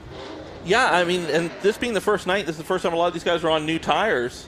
The Hot Rods have predominantly run used tires throughout the history of the series, but Sunset creating a tire rule where, you know, you have 4 tires like a normal division on opening night. You can register a couple used ones as spares, but so maybe a little bit of a setup thing there at the end. Hahn might have been learning something on those new tires and used them up just a little bit over the early course of the race, and was starting to try to hold on to it at the end, but he had enough in the tank to do what he needed to do to hold off Stompin' Tom Walters. Getting ready to come up out of the car, got the helmet off, the Hahn's device off. The Kodiak Tyler Hahn back in victory lane here at Sunset Speedway. We'll throw it down trackside to Clinton Jeffrey to grab a word with your feature winner. Thanks, Brennan. Well, big guy, back at it, looking good here. You dominated that race, but at the end, that last caution put him on your tail. Were you worried at all? Well, our second heat race, we actually snapped a sway bar end link. We MacGyvered it. I didn't even know we were going to start in the feature, rolled out pole, and I said to my guys, well, we're just going to see what happens here. The car was awesome. Got a little loose at the end there. I was just overdriving it because I knew I had heavy hitters behind me, but yeah, I'm pretty pumped up right now. Awesome job, Tyler. Thank you very much. Tyler Hahn gets it done, ladies and gentlemen, here in the Hot Rod division. And what a beautiful machine he's got down here. You got to love it when MacGyver comes in as the crew chief and puts you in the winner's circle, guys. There's a lot of old tricks in this sport, Clinton, and once in a while they work. That's when racing is pretty exciting. So whatever they did to make things happen worked out well for Mr. Hahn here tonight in the Tire Depot number 2. And it's a happy crew down in Victory Lane, Brendan. I mean, I'll say he's playing coy. They know what they're doing. They've built some fast race cars over the years. I mean, this hot rod's a testament, 3-time series champion with Oscar. Now over here a feature win at the Sunset Weekly Series. But, fast TQs, fast hot rods, you don't do that and not have a plan B when something goes wrong. And, he'll play coy like he doesn't know, but he for sure does. And it worked out there, getting the Let Us Drive You Home hot rod feature winner hat down in Victory Lane. And that is the first points night in the book for Let Us Drive You Home NASCAR Advanced Auto Parts Division 4 hot rods here at Sunset Speedway. We'll see them back in action, I believe, in a few weeks' time. They'll take next week off. But if you're with us here, remember we're back in action tomorrow afternoon, 2 o'clock start time. We've got the seating structures modifieds, Shuriak Energy mini stocks, we got the bone stocks, CPS Junior late models, St. Aug's Recreation super stocks, the Innisfil Canadian Tire Outlaw midgets, and the Trailers Plus Ontario Legend Series, all on the card tomorrow afternoon. And as you can see, the APC Series teams are bringing their pit equipment down into the infield. That means it's time for a break on G-Force TV, and when we come back, it'll be pre-race ceremonies for the Dayco 150.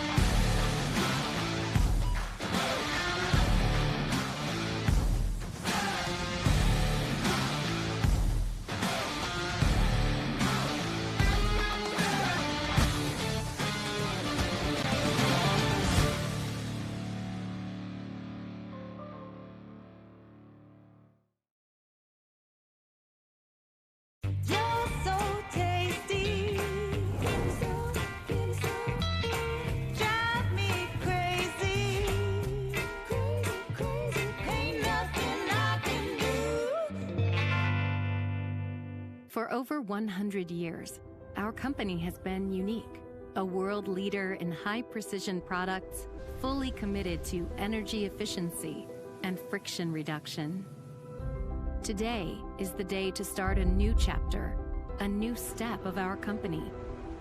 Today is the day to share our vision, our contribution, our identity. At the heart of our DNA, there is a name: Namerica. We are NTN, and we make the world Namerica. We are all together. We design precision engineering. We believe in a fluid, mobile, and harmonious society. We build positive mobility. We are NTN, and with willingness, conviction, and humility, we make the world Namerica. Rev up your engines and get ready for some high-octane action. G-Force TV is your one-stop destination for all the best racing action across Ontario. With free live coverage of the APC Series, Bushwick and Speedway, Southern Ontario Sprints, and much more. You won't miss a single moment of the excitement. Whether you're a die-hard fan or a casual viewer, G-Force TV has everything you need to stay up to date on the latest racing news and events. Head to our website at gforcetv.net and start watching today. Early man discovered fire, but Quick perfected fire. Quick is the only fire starter that guarantees to start your campfire, wood stove, or fireplace without the need for kindling or paper. Find your nearest Quick retailer at quickquick.com.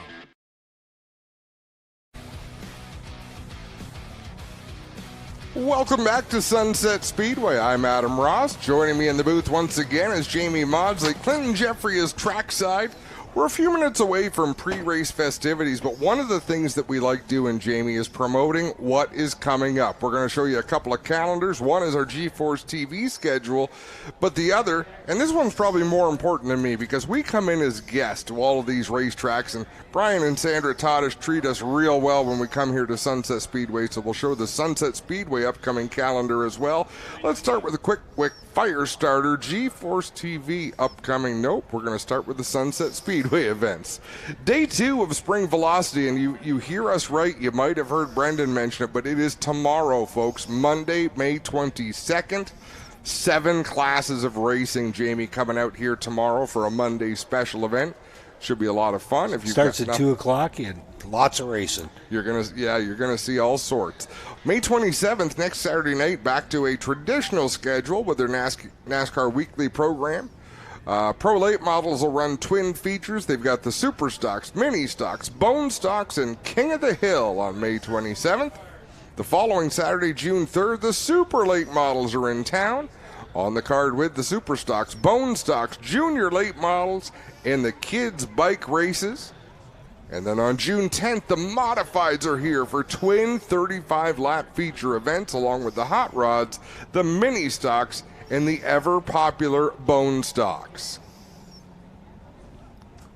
Switching gears, we go to our G-Force TV upcoming schedule, presented by Fresh Stone, Fresh Gourmet. May 26th, Friday night excitement from Ohsweken Speedway. The following week, June 2nd, also Friday night excitement from Ohsweken Speedway. And let's triple up on June 9th, a third night of Friday night excitement from Ohsweken Speedway before we head to Flamborough Speedway for the Flamborough 100 APC Series on June 10th. So that's the next time you can watch the APC Series here on G-Force TV will be June 10th. Then a quick turnaround the following week, the Quick Superstock Series gets underway at Peterborough Speedway along with round 3 of the APC United Late Model Series. But if you ever get a chance to come up Highway 400 on a Saturday to Innisfil, check out Sunset Speedway. They're doing some great things. They've got some fun promotions going on. The energy, the atmosphere here is fantastic. Do yourself a favor and come out and see the sights and sounds and smells of weekly stock car racing. See the APC field for tonight's Dayco 150. It's getting assembled on the front stretch. And have you seen the championship belt yet, Adam? I have not seen the championship belt. Hopefully Clinton Jeffrey might be sporting it here for the pre-race festivities, but pretty fun promotion for NTN Bearings. I mean, the $15,000 they've added to the points fund is pretty nice as well. You can buy your own belts for $15,000. It could be what it's worth. It was nice. There was a lot of gold on that thing. And that, of course, the 3-race series within a series. Round 1 will be here tonight at Sunset Speedway. Round 2, 150 laps of pro late model action. And that will be Saturday, August 5th at Sauble Speedway. And then wrapping it up, going to the traditional 200-lap distance at Delaware Speedway for the Great Canadian Weekend. And that will decide the APC Series Championship, the NTN Triple Crown Championship. You know, as much as I want to promote that weekend, Jamie, I'm not going there. That's September. That means summer is over. Let's talk about that down the line. Plan it. Plan to go there, but don't think about it again until at least Labor Day. Well, for years, that Great Canadian Weekend at Delaware was Labor Day weekend. It was the traditional end of the Super Series, and as a kid, that always meant back to school. So we didn't like that, so they extended the racing season a little later, but still got to go back to school after Labor Day. Yeah, wouldn't you like to be back in school now? Like at this point in your life, do you look back and think, boy, I should have looked forward to going to school more? Yeah, geez, you take those summers off for granted, don't you? Adulting is not all it's cracked up to be. Take it from me. Good looking new paint scheme on Danny Benedict's number 54 this year. Yeah, great looking field of cars. Really well prepared race cars. How about the speed out of Tom Gibbons? And that CarQuest number 10, he was impressive there in time trials. The story I like is the 78. Your former champ back in the pandemic year of 2020, I believe, won the championship, raced again in 2021, 2022, found himself without a ride, without funding to race a Pro Late model, so he took a step back, went to the exotic land of racing Cavaliers at Delaware Speedway, picked up a championship in the Bone Stock last year, and they were able to patch together a race car over the winter. His brother Chris is the car owner. It's a family affair. It's mom's engine. Chris is the car owner. Joe is the driver. So, great story for the 78 of Joe Lawrence. Yeah, we'll throw it down to Clint Trexler. I got Danny Benedict here, my earpiece fellow, so I might have just cut him off, Danny. We're going for it anyways. Danny, new ride, new look. What's the story here, man? How you feeling? Yeah, I feel pretty good. It's a new car. We got North Country Property Maintenance on board this year as a primary sponsor, so really excited to have them. Just a lot of changes this year for us as a team, but we feel pretty good about today and see where we are at the end. You know, we got a lot of people watching, of course. All the networks are live here with us tonight. Big presence down Racing America, Rev TV, of course, our home audience at G-Force. You know, explain to those viewers maybe who never seen Sunset a little bit what it is. It's tight, it's wide. What adjectives would you use to describe Sunset Speedway? I'd say it's a very changing track. From start to finish, it changes so much. It's a big tire conservation track. There's 2 grooves. At times there can be 3 grooves. So definitely a very racy track, one of the racer ones that we go to. But it's a nice facility, and I love coming here. Good luck tonight, Danny. Thank you. Danny Bennett, driver of the 54 here, and we'll get ready to keep things rolling along down here on the front stretch, guys. We'll send up to you for a minute. We'll see who else we can find down here. Yeah, we've got our eyes on you, Clinton, for sure. You up to speed on pre-race? Have you got with Alex for all that you need to get? It's a moving target. We know that much, but we know you're the man for the job. I'm going to follow your lead. We'll be all right. Uh-oh. That scares the blind leading the blind. You got that right. Speaking of the blind leading the blind, who's got the real story over here between these characters? Shea Gemmel, Kyle Steckley, and defending champ J.R. Fitzpatrick. Well, Shea, you're the first one to help us kill time. How do you feel tonight? No, we bought a really good APC Canusa car tonight. We got the long run speed in it for sure. Cars felt pretty good on old tires, so we put these new ones on. Had a little bit of a chatter in the front end, but no, we'll hopefully get this number 3 APC car to the front. Got to thank Dayco for the support, supporting the series, supporting this event here at Sunset. They're always a good company to have the very first night here. We're looking forward to this race. We're going to go to the champ now. I'll move over here. J.R. Fitzpatrick, how are you feeling, man? First time we got to talk to you. We talked to you a lot last year, but for the right reasons. Hopefully we can do that again tonight. How are you feeling about Sunset this evening? I'm feeling good. I mean, we're really good in practice there, and I feel like the 3 of us sitting here right now have the same strategy. It's plan for this long race because this track's just evil on right rear tires. So I still think we're on the right track, what we're doing here, and hey, time will tell. All right, one more guy here, Kyle Steckley, up-and-coming superstar. You got this going on, too. Kyle, we just heard these guys tell you you're going to have to save that right rear. What's the game plan to save that right rear? Yeah, I definitely learned that last year, but we try to set the car up for the long run. Dayco 150 tonight, so it's going to be different, that's for sure. Nothing like this in the APC series before, so I'm really excited, and hopefully we can be there at the end. 3 of the guys to watch here tonight, gentlemen, Shea Gemmel, J.R. Fitzpatrick, and Kyle Steckley. That was almost too easy, Clinton. They were lined up for you on the wall. You know, if you really want to do something impressive, you've got the 2 brain powers down there, Alex Nagy and Brian. In fact, if you really want to be sneaky, call Brian Todish over. He can't run that. You can outrun him, I'm pretty sure. He just looked at me and said, I love you. Yep. In other words, stay away. Brian has made a vow to stay away from interviews this year, so that's going to be our new game. It's like, where's Waldo? We'll try to get a microphone to him. Did a chance to catch up with Rick Spencer-Walt after qualifying as he gets ready in that 31W, a winner here twice on tour last year, including here at Sunset Speedway. They had a big problem with the right rear of the car. They were fighting all day. They finally figured it out. One of the springs was binding up and wasn't allowing the shock to extend all the way, and they've got that fixed, and they obviously fixed it right, as was evident by his queue time. Well, we've been told it's time to introduce the starting lineup for tonight's Dayco 150. We can see the receiving line down at the tail end of the field. They are going to make their way from back to front, and that's how we're going to introduce you to the starting lineup. Rolling off in the 16th spot from Hamilton, Ontario, the Bennett Construction Group Humberview Parts number 51, Mike Bentley.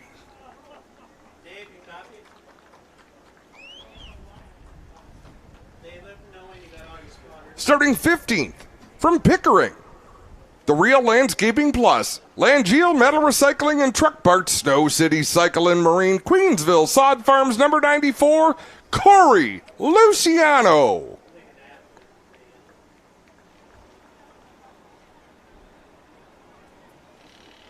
Starting 14th from Dundas, the AJ&J Furniture, SDR Seating, IBAC Canada, Sobeys Flamborough, Mike's Towing and Recovery number 74, Eric Della Riva.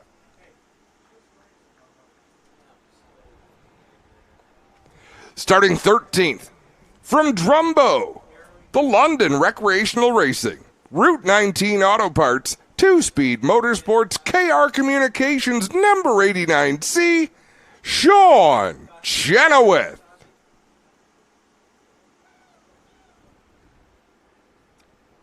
Starting 12th from Guelph, the Hudco Electric Supply, Bremner Construction, MRC Wireless, Merge for Socks, ImageWraps.ca 97D, Tyler DiVincenzo.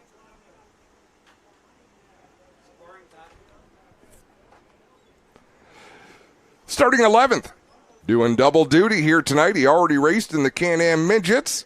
From Guelph, the Burn Workwear, PV Mart, Epic Racewear, Inside Track Motorsport News 72, Junior Farley. And now, race fans, your top 10. Starting in 10th from Dorchester, the APC Auto Parts Centers, Canusa Automotive Warehousing, Miami Muscle number 3, Shay Gemmel.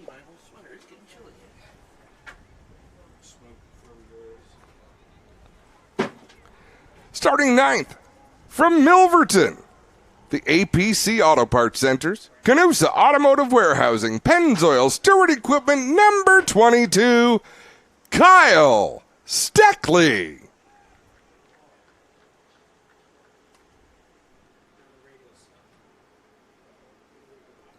Starting 8th from Cambridge, the Cambridge Rigging, H2Go Mobile Wash, Transaxle Heavy Duty Truck and Trailer Parts, Meineke Car Care 84, J.R. Fitzpatrick.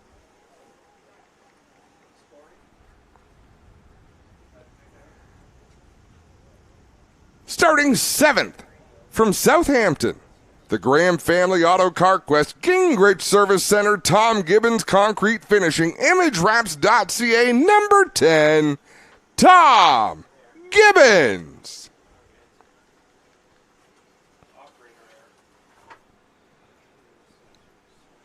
Starting 6th from Orno, the North Country Property Maintenance, Mobile One, B&W Enterprises, GTA Fabrication number 54, Danny Benedict.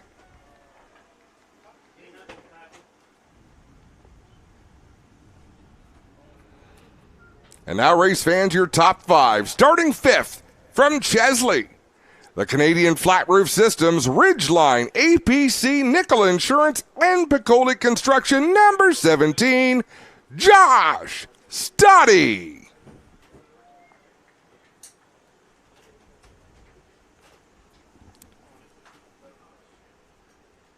Starting 4th, the BT Racing, sponsored by Mom, APC, Jim's Finish Line Auto Transmission, Corey's Tire and Auto number 78, Joe Lawrence.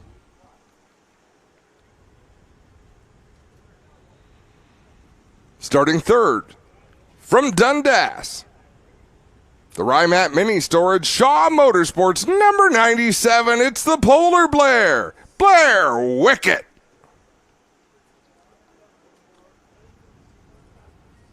And now, race fans, your front row, starting on the outside pole from Mount Bridges, The Pride Seeds, Vibrant Farms, Cameron Crane and Riggers, L82, number 52, Jake Sheridan.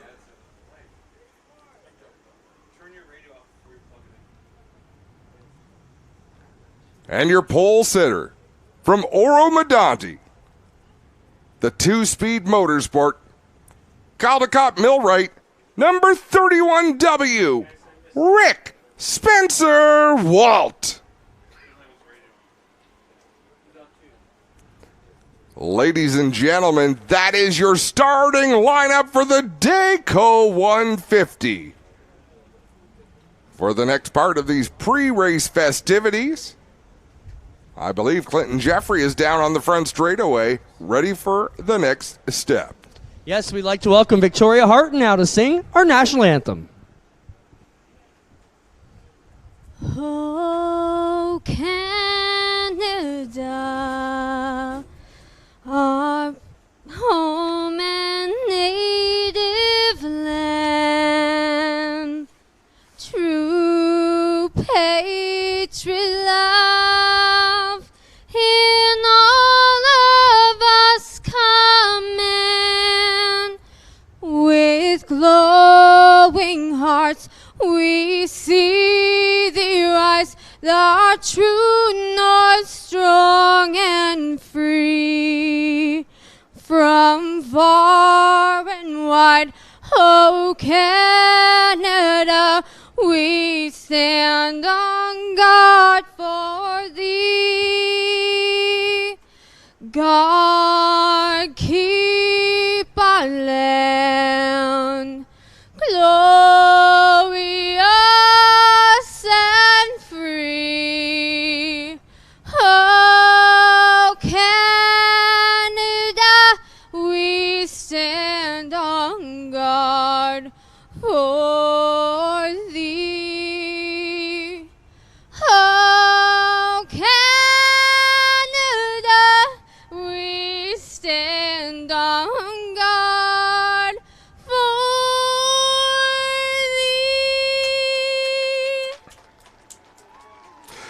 Well done, and with that, we will take one more break on GeForce TV, and we'll be back for the command to fire these engines on GeForce TV. For over 100 years, our company has been unique, a world leader in high-precision products, fully committed to energy efficiency and friction reduction. Today is the day to start a new chapter, a new step of our company. Today is the day to share our vision, our contribution, our identity. At the heart of our DNA, there is a name: Namerica. We are NTN, and we make the world Namerica. We are all together. We design precision engineering. We believe in a fluid, mobile, and harmonious society. We build positive mobility. We are NTN, and with willingness, conviction, and humility, we make the world Namerica. Get ready to experience the NASCAR Pinty Series Power Hour. Join your host and wingman Cam K every Monday night at 7 p.m. on GeForce TV for an hour of non-stop excitement and in-depth analysis of the hottest racing series around. From the latest race highlights to expert analysis and insider commentary, you'll get an exclusive look at everything you need to know about the NASCAR Pinty Series. Tune in for the NASCAR Pinty Series Power Hour, the ultimate destination for race fans everywhere. Early man discovered fire, but Quick perfected fire. Quick is the only fire starter that guarantees to start your campfire, wood stove, or fireplace without the need for kindling or paper. Find your nearest Quick retailer at quickquick.com. Tiffany Gate Fresh Gourmet. Our savory potato sides can be prepared any way you like. Serve warm or chilled, as a main or as a side. Tiffany Gate Fresh Gourmet. Create your way to great taste. The APC series on GeForce TV is brought to you by Mighty Wipes, the strongest wipe around, and by NTN, delivering the ultimate bearing experience.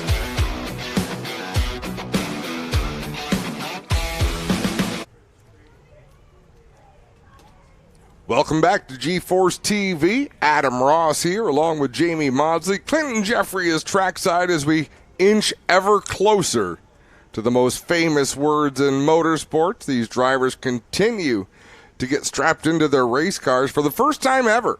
150 laps the distance here at Sunset Speedway. And Jamie, who do we think this favors? You know, J.R. Fitzpatrick has a lot of experience in extra distance races, but if there was one thing that was a bit of a weakness for Fitzpatrick, it was always racing too hard early in the race. So even though he has more experience, has he conquered those issues? I think he's definitely a wiser racer now than he was when he was doing those long racers years ago. I was just talking with Brendan outside the booth, and when you look at who could win, you've got the 3, the 22, the 84, the 54, the 17. Like, there's 10 guys in this field that could go to victory lane. A guy like Jake Sheridan, he's been notorious over the years for burning his stuff up a little quick. Can he keep the tires underneath that 52? Rick Spencer-Walt, obviously a winner last year. Big surprise on tour with the results that he was able to pull off. He's definitely a favorite. Blair Wickett, has he turned everything around? Is today the day for the Polar Blair? So many questions going to be answered over the next hour or so. You know, in a 100-lap race, I think there were still drivers who went a little too hard. You mentioned Jake Sheridan, Blair Wickett maybe. This might just force these drivers into being patient. You know, it might teach them things that'll benefit them even when we do go back to 100-lap races, which a lot of the races on the schedule are. So it should be an awful lot of fun here tonight. We still wait for these drivers to get buttoned up inside these race cars, window nets put up. It looks like the sun will have gone completely down pretty much by the time we drop the green flag on this one,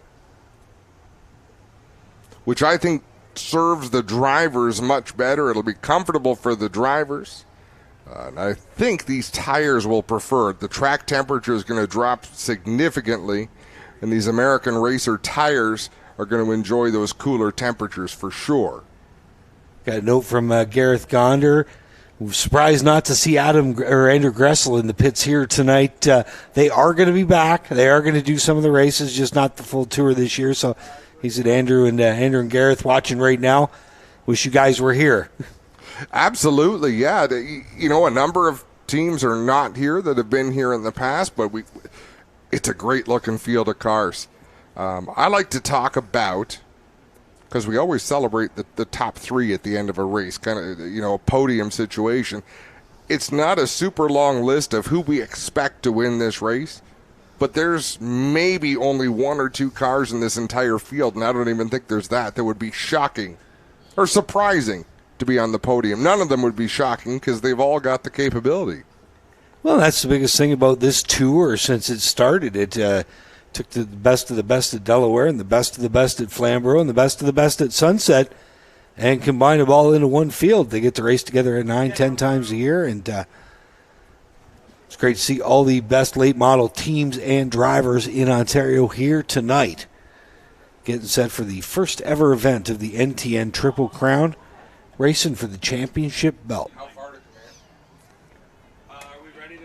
And the qualifying record, we got down into the 14.2s qualifying record from 5 years ago, May 20th, 2018, still stands up today. Brandon Watson at a 14.037. Previous winners here at Sunset, Dwayne Baker, Andrew Gressel with 2, Dale Shaw. Brandon Watson had 3. Rick Spencer-Walt with 2, J.R. Fitzpatrick with 2, Jordan Sim, Matt Purdycoat. We're going to send it down to Clinton Jeffrey, who's with Don Taylor from Dayco for the most famous words in motorsports. Well, Don, are you ready? Let's hear it loud and proud. Drivers, start your engines. Well done. We're ready to go for the Dayco 150. The cars roar to life on the front straightaway, and that was one we haven't seen before, Jamie. We've seen quite often drivers not quite ready, take a little bit longer to get strapped in. I've never seen the race director have an electronics issue just before. that he had to sort out, but communication is key. Look at the people from Dayco. They come out in force when they come to the races, and they're part of history.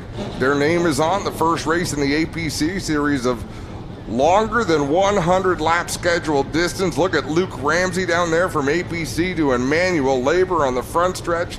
There's no job too small. I heard they give him a radio with no talk button, though.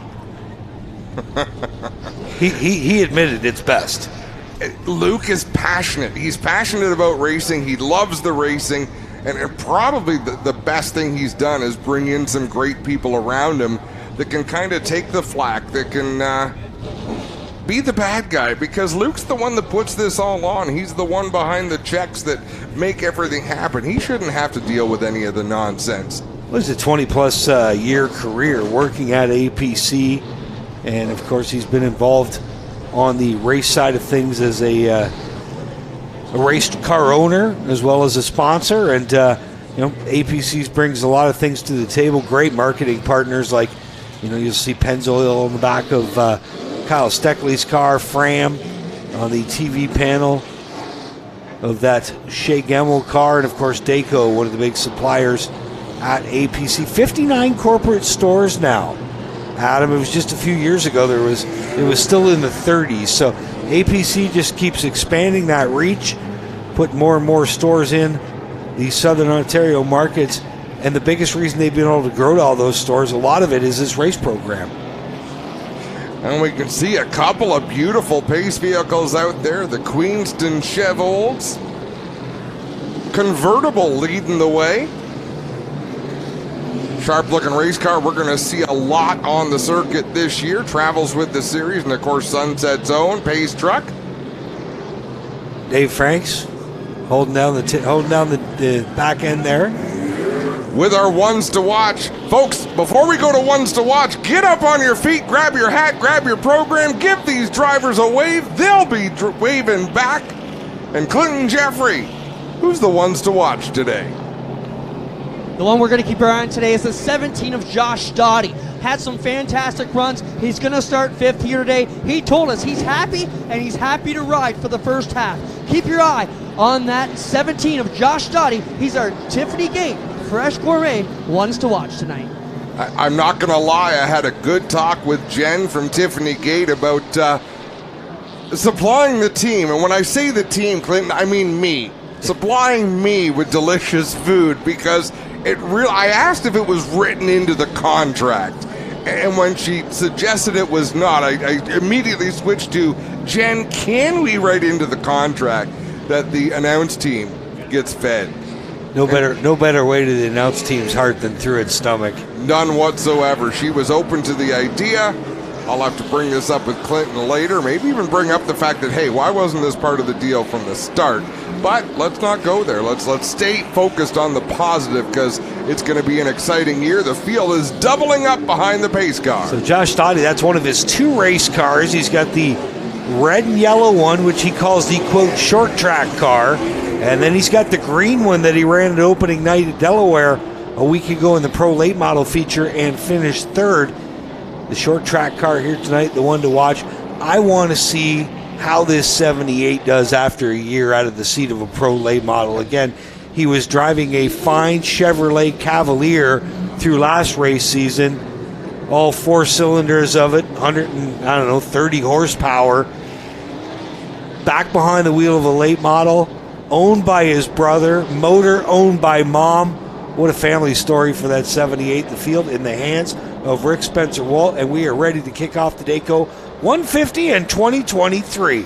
Depeche Manera with the green flag in hand, and it is out. We're underway with the Dayco 150. An even start, door to door, down into 1 and 2. Jake Sheridan with a big launch down the backstretch. Sheridan on the outside. It's Rick Spencer-Walt to the bottom. They're stacked up sideways behind them. Wick side by side with Lawrence. And how about Jake the Snake Sheridan going to get it done on the outside? You know, he talked about, boy, I'm glad I didn't draw the pole. I didn't want to get out there and pace the field. Here's Jake Sheridan getting out there, pacing the field in that 52. We remain side by side for the third spot. Joe Lawrence up on the high side gets the advantage over Blair Wickett in the 97. Wickett going to fall back in line to the top 4, nose to tail, single file. Jake Sheridan, he was successful here at the Sunset season opener a couple weeks ago. Took that pro late model to victory lane. Won last Friday at Delaware. Again, the knock on Jake Sheridan is it's not the speed the first 50 laps. It's can he keep those tires under that car for the last 50? He's the one setting the pace out front. Lead Rick Spencer-Walt by a car length and a half. Top 4 nose to tail, and then they're side by side. Stoddy and Benedict. Stoddy in the 17, Benedict in the 54, Tom Gibbons in the 10, Fitzpatrick in the 84. Neither of them able to clear their competition. Look at Kyle Steckley immediately in that 22, just settled back single file. He could be up on the outside charging hard, but I think he sees the value in hanging out on the bottom of the racetrack and just running his line all by himself. Well, he said in pre-race introductions there when Clint had a word with him just how important saving tires was going to be here tonight. We'll see how much that youngster has learned here. Second full tour of duty on the APC Tour for him in 2023. He came runner-up last year to J.R. Fitzpatrick in the championship. Rick Spencer-Walt is sizing up our race leader, Jake Sheridan. Sheridan is running his own line out there. Spencer-Walt is running a bit of a different line. He goes in higher on the racetrack, keeps the car up high, and then kind of turns the car down. Now he's running up high and staying up in that outside groove. He left the bottom lane open for Joe Lawrence, but Lawrence not able to squeeze that 78 in there. Front 4 single file, and that great battle for 5th. Stoddy is on the bottom, Benedict up top. Benedict cut his teeth here at Sunset Speedway. Stoddy's home track is Sauble Raceway, and they are still side by side. They've been like this, door handle to door handle for the last 4 or 5 laps. The leaders having their way. Single file, 1st through 4th. They're still doubled up. Danny Benedict on the high side. Josh Stoddy down low, and we are under yellow. We got a few cars turned around off of turn number 4. Junior Farley is one of them. Eric Della Riva. Looks like Chenoweth on the outside there. He will get rolling. And Tyler DiVincenzo involved as well.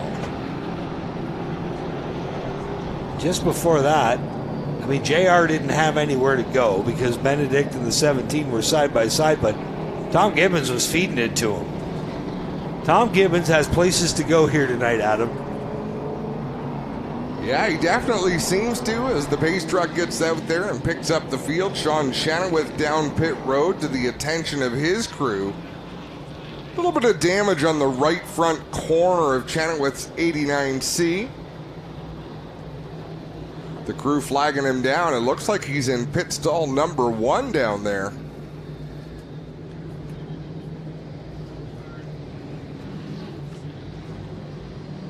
We run under caution. Yellow flag laps still do not count, so we may be running extra distance, but we're not counting the caution laps.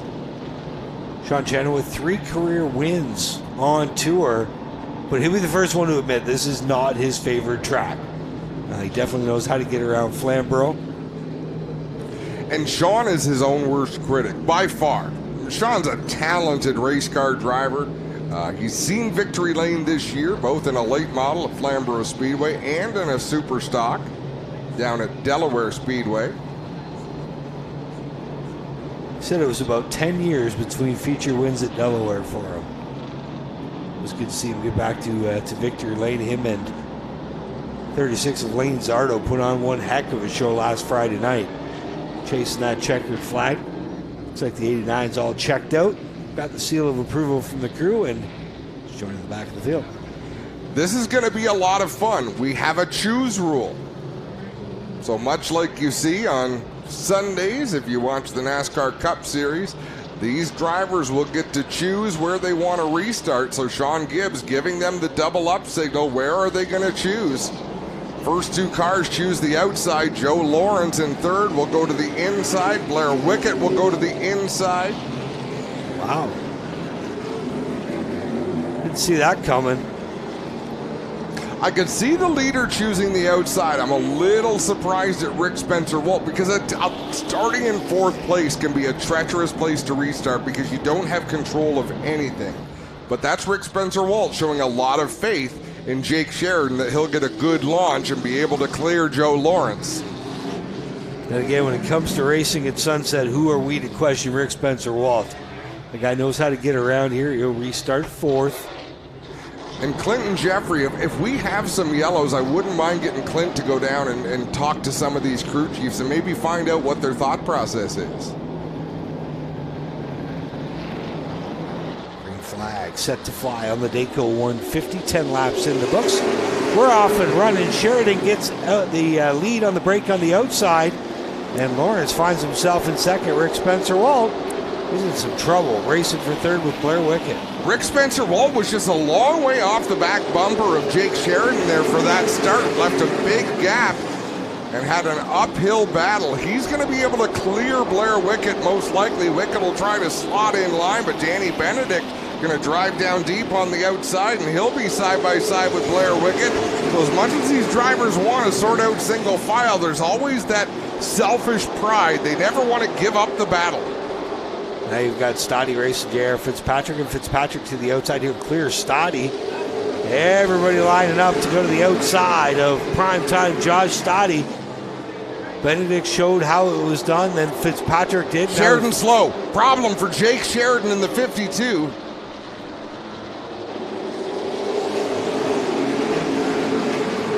What just happened there? He all but lifted off of turn 2. Seems to be back up and running now. He's got that Cameron crane machine on the outside. And the 604 engine by Mom of Joe Lawrence on the inside in the 78. So that'll be a curious one to follow. Jake Sheridan back up to speed out there. Rick Spencer-Walt to the outside of Blair Wickett, battling for the 3rd spot. That's really bunched up the top 6 cars back to Fitzpatrick. Then a tiny gap until you get to the 3 of Shea Gemmel running in 7th. Benedict's going to try to roll the outside on Blair Wickett. He's pulled even with the Kohler Blair through 1 and 2. Wickett again seems to be pretty good off the corner. Able to get a half a car length back every time on Benedict. Now they're side by side into 1. Well, Wickett needs for Rick Spencer-Walt to get further away. He needs to be able to clear Benedict and slide up in front of him. But every time he gets close to clearing Benedict, they close in on Rick Spencer-Walt, so he still can't move up the racetrack. Well, Benedict's now to the point where he can control that exit by Wickett and keep him pinched down. He does just that. Get 4th spot to Denny Benedict. He still leaves the bottom open for Wickett. Wickett can't capitalize. No, he sure can't. Fitzpatrick drives to the outside of the 97 machine. Wickett, I think smart money will be to slow up and get in line. Blair Wickett losing a few spots in that transaction, but he's no longer abusing the right rear tire on that 97 machine. You got to go to the whip, though, because the 3 of Shea Gemmel is right there and putting the heat on that 97. Now here's Benedict to 3rd. He'll get to the inside of Rick Spencer-Walt.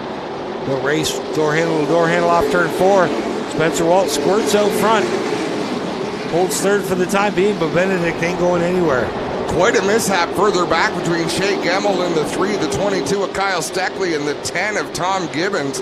All 3 of those cars getting squirrely last time through 3 and 4. They continue to battle, but up front, Danny Benedict makes some contact with Joe Lawrence in the 78. So for the 2nd time, the driver battling on the inside actually caught the car ahead of the one he was battling and slowed himself down.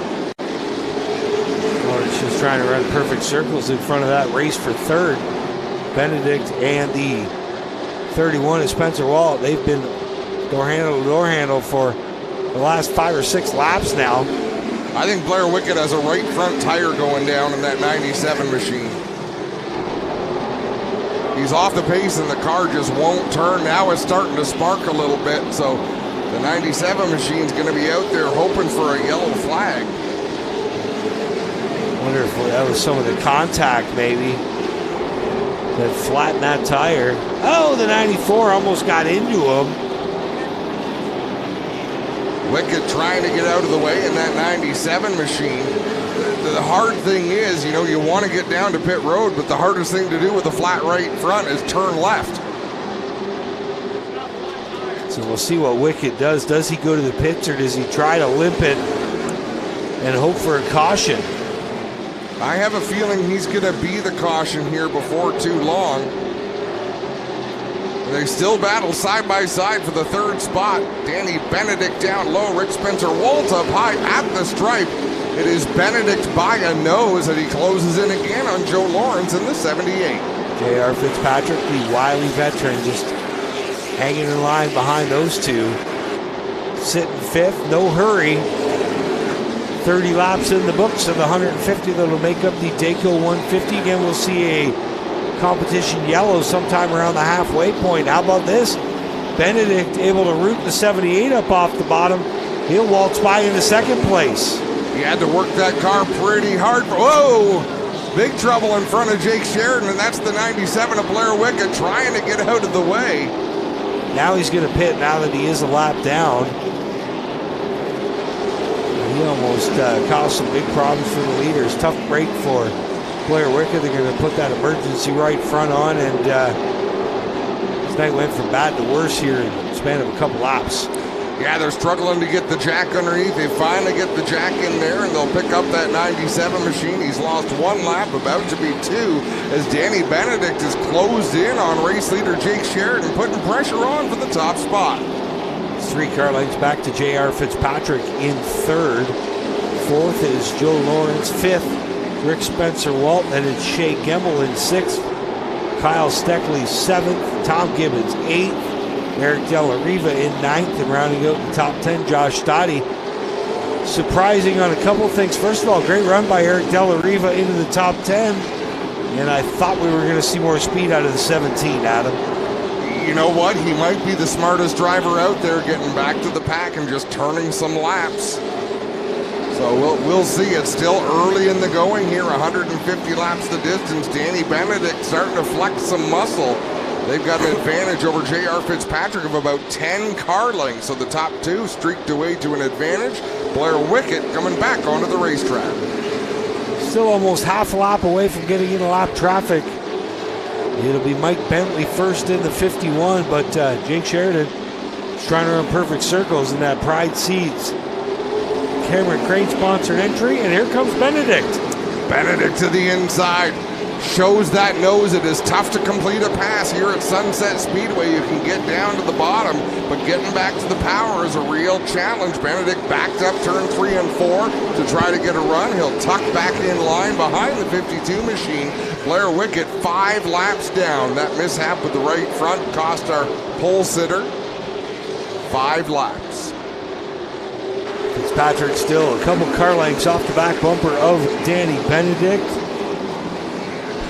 Joe Lawrence holding off Rick Spencer-Walt. The top 5 have kind of got away by a few car lengths over Shea Gemmel, who leads the next group of 5 cars or 6 cars.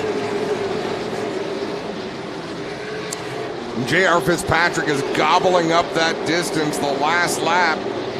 It's about a 1/10 of a second faster than the race leader, so it's not a crazy difference as Danny Benedict taking another run at Jake Sheridan. The 54 down low is Benedict. The 52 up high is Sheridan, and J.R. Fitzpatrick loves this battle as he continues to close in. That time a little contact out of turn 4. Benedict chewing on the left rear of Sheridan's number 52. But Sheridan still holds serve out down the backstretch. Yeah, Jake Sheridan up high. It's just a more comfortable line. You don't have to slow the car down quite as much. You can maintain that momentum, get back to the throttle a little easier up high than you can on the bottom. And he continues to show that advantage over Benedict as Fitzpatrick closes that gap. I think the biggest thing you could do is if you got a loose race car, you send it up to the second groove and save your tires just a bit by not having to cut them as hard as that 54 is on the bottom. Benedict now still side by side with Sheridan. He got a good run through 3 and 4. Sheridan got a better run off the corner, but Benedict still in a good position. Let's see if he can get a little further up on the 52 as Sheridan pinching down just a little bit on the Benedict 54. There's no marks on either side of these race cars. That's good, hard, clean racing. Sheridan doing a good job out front in that Pride Seeds machine. Keeping that 54. North Country Property Maintenance Moon 1. Car of Danny Benedict at bay, and now here comes the champ. J.R. Fitzpatrick looking to join that fight for the lead. Benedict has not been able to get a nose out front at all. He's able to close in to the left front tire of Jake Sheridan, but has not been able to nose out ahead. He's got to make that decision soon, whether to drive that car as hard as he can for a lap or two to try to get there, or back off and fall back in line. And it looks like he's choosing to drive that car hard as he pulls up ever farther on the 52 of Sheridan. Oh, we've hit the 50 lap mark, 100 to go. This time at the line, still Sheridan by inches. Benedict second, Fitzpatrick third, Lawrence fourth, Rick Spencer-Walt fifth. Then it's a straightaway back to a new sixth place car, 22 of Kyle Steckley. Up into sixth, Tom Gibbons seventh, Stoddy eighth, Chenoweth ninth, and rounding out the top 10, Shea Gemmell. So Gemmell's lost a few spots since last we checked in on that battle. And here comes Fitzpatrick as we've got a new leader out front. Finally, Danny Benedict was able to clear the 52 with Jake Sheridan. He pulls away by a few car lengths. Now J.R. Fitzpatrick has a decision to make. How aggressive does he want to be as Mike Bentley peels off the racetrack to the attention of his crew just off of turn 4? Since that 54 Benedict got by, he was even. Now he is leaving. Already put 4 car lengths between himself and Jake Sheridan, with Fitzpatrick still trying to figure out a way to the silver medal spot. Watching a battle deep in the field, a couple of cars who will be the first ones to be encountered by the race leaders. Corey Luciano in the 94 got around Tyler DiVincenzo in the 97D. It was a battle for the 13th spot on the racetrack, but he can see those leaders coming. Surely a spotter is on the radio saying, hey, if you've got anything there in reserve, you better start to use it. And again, rookie Luciano in that 94. Got his feet wet at the World Series of Asphalt Racing in New Smyrna this year. Former Formula driver, did some F2000 racing in Canada and in Europe, and now stepping up to the stock cars here on the APC Tour. And the leaders are about a straightaway behind Luciano. They've got DiVincenzo to deal with first. Throughout the field, everybody is settled in. Little surprise with Shea Gemmell dropping as far back as he is in that APC Canusa number 3. We talked about Josh Stoddy being a little further back than we thought he would be. I think Stoddy has a bit more race car than he's showing, but he does have a bit of a push. He can drive down into the corner and hit his mark, but the front end seems to really wash up the racetrack on throttle.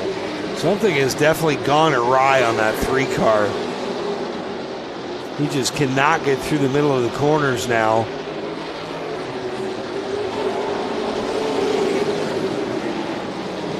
Blair Wickett goes under him now. And you see that Sheridan Fitzpatrick battle. There's Shea Gemmell. Down the front straightaway, Danny Benedict's advantage is just under a second over the 52 with Jake Sheridan. J.R. Fitzpatrick closed that gap on Sheridan, but has not made a move, hasn't even shown a nose on the 52 machine. Joe Lawrence in the 4th spot, Rick Spencer-Walt in 5th in that 31 machine. They're keeping the leader in their sights. Nobody really willing to get out of line and push their race car. Somewhere in the 10 lap range, we're going to see our competition caution. These teams will be allowed to refuel. They must stay on the same 4 tires they started on. They'll do some minor chassis adjustments as well. And we'll see what these guys can figure out from the first half to the second half. I know the 3 car, I'm sure their crew's just chomping at the bit to get their hands on that thing. You know, for them, they've got to focus on staying on the lead lap for the next 10 laps. Danny Benedict just over a straightaway behind Shea Gemmel in that number 3, so I'm not sure if he'd be able to get there. J.R. Fitzpatrick starting to pick up the wick a little bit in the 84. He looks to the inside of Sheridan, down through 1 and 2. He piles it in 1 and 2. Sheridan, good run off. Keeps the 84 at bay, but we saw this with Benedict. You could pass the 52 on the bottom. You're just going to have to work for it. It can be done. So Luciano, there was a little bit of contact between Danny Benedict and the 94 Luciano. Benedict got to the inside, but gave him a little nudge along the way.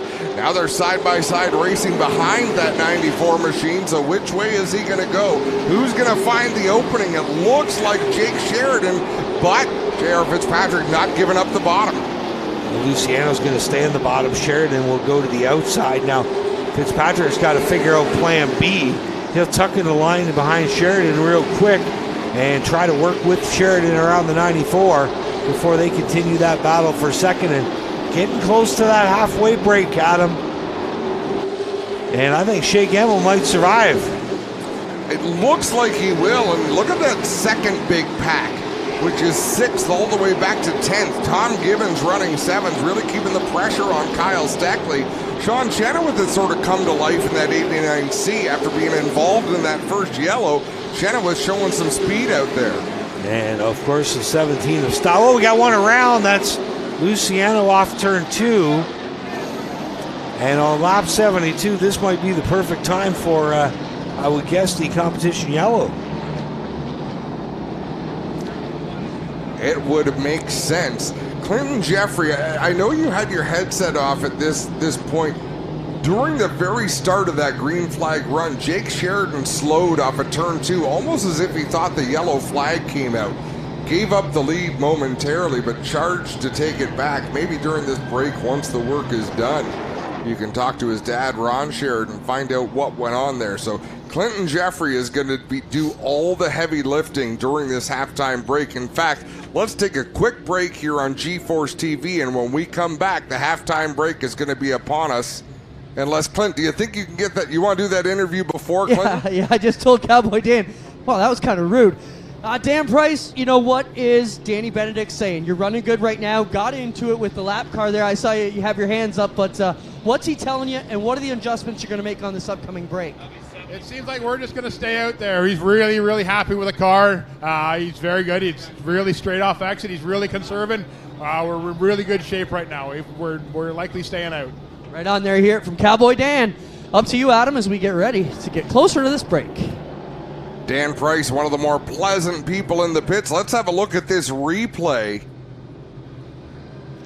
from a distance, from a speed shot in turn 3. Luciano at the back of that pack of lead cars and just lost grip, lit up those rear tires and spun it around. So once again, let's take a quick break, and when we come back, it'll be break action on pit road. These teams are about to go to work. Early man discovered fire, but Quick perfected fire. Quick is the only fire starter that guarantees to start your campfire, wood stove, or fireplace without the need for kindling or paper. Find your nearest Quick retailer at quickquick.com. You're so tasty.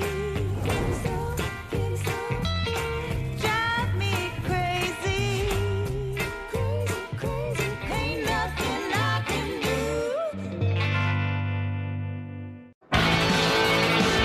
Well, good evening, everybody. Welcome to our weekly race chat.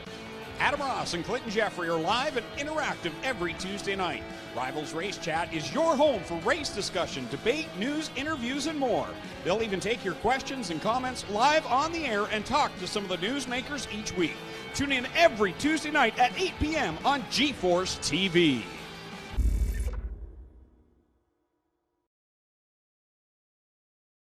The APC series on GeForce TV is brought to you by Pinty's, making great food fun.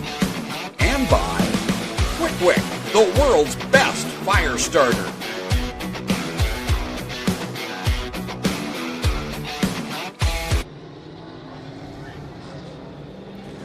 Welcome back to Sunset Speedway on GeForce TV. Race director Trevor Hambly says this will not be the halftime break, so they are going to race out these next 4 or so laps. This will make the restart an awful lot of fun. The choose is about to take place. Benedict chooses high. Sheridan to the outside. Fitzpatrick down low. Joe Lawrence down low. And really further back, it always seems like they tend to just go opposite of what the driver in front of them did, Jamie. I know a lot of them have their spotter helping them out with how many have gone low, how many have gone high, and I would say you probably just want to restart in the lane where your car's working the best. That would make the most sense. You know, there's a lot of things at play. It's where your car is good. It's the cars in front of you. Who's got a better handling car ahead of you? You might want to be in the same line as they are. But it's going to be Danny Benedict on the high side, J.R. Fitzpatrick down low, and this is going to be a sprint to that midway break, so I think drivers are going to be up on the wheel. Green in the air. Benedict gets a great launch on the outside. He's going to clear Fitzpatrick down into one, and now Fitzpatrick has to deal with Jake Sheridan again, the 52 on the outside. It's the 84 of Fitzpatrick down low. Fitzpatrick bobbles just a bit off on exit, and that'll allow Sheridan to inch out front. Now Sheridan will close the deal off turn 2. Sheridan really choosing to drive that car hard down into the corner, clearing that 84 of Fitzpatrick. Rick Spencer-Walt had a look to the outside of the 84, wasn't able to make anything materialize there. Field getting strung out again. Lawrence sits 5th. Tom Gibbons now up to 6th. Steckley 7th. Battle for 8th. Chenoweth and Stoddy. Rounding out top 10, Eric Della Riva.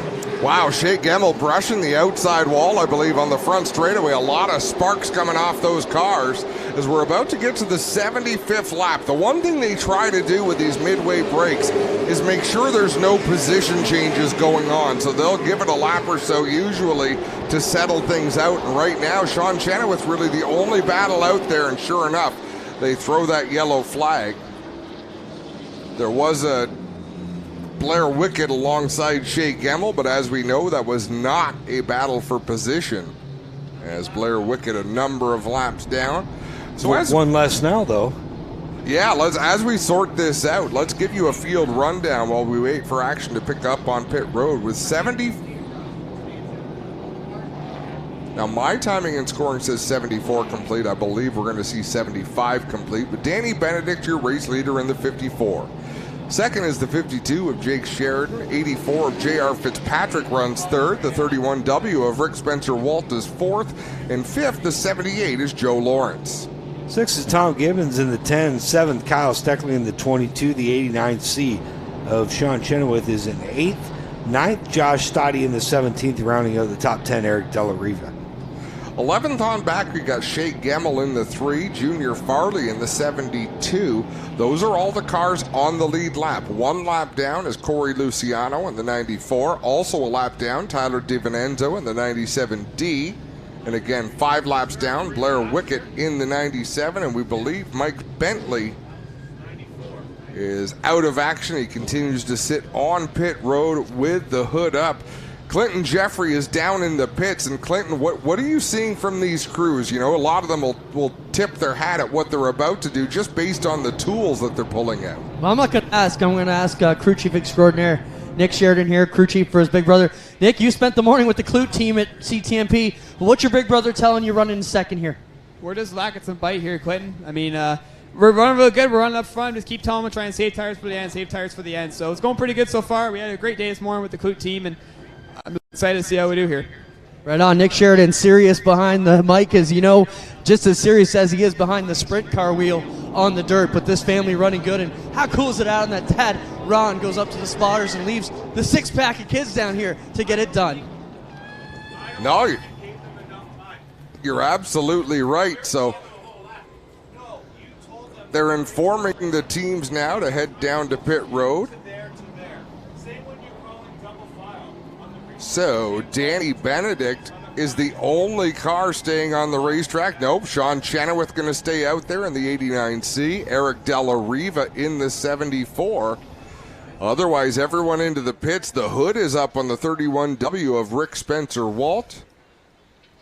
And now that everyone's come to a stop, I believe we're about to hear the work can begin. It's already started for some teams. Fitzpatrick adding fuel in that 84 machine.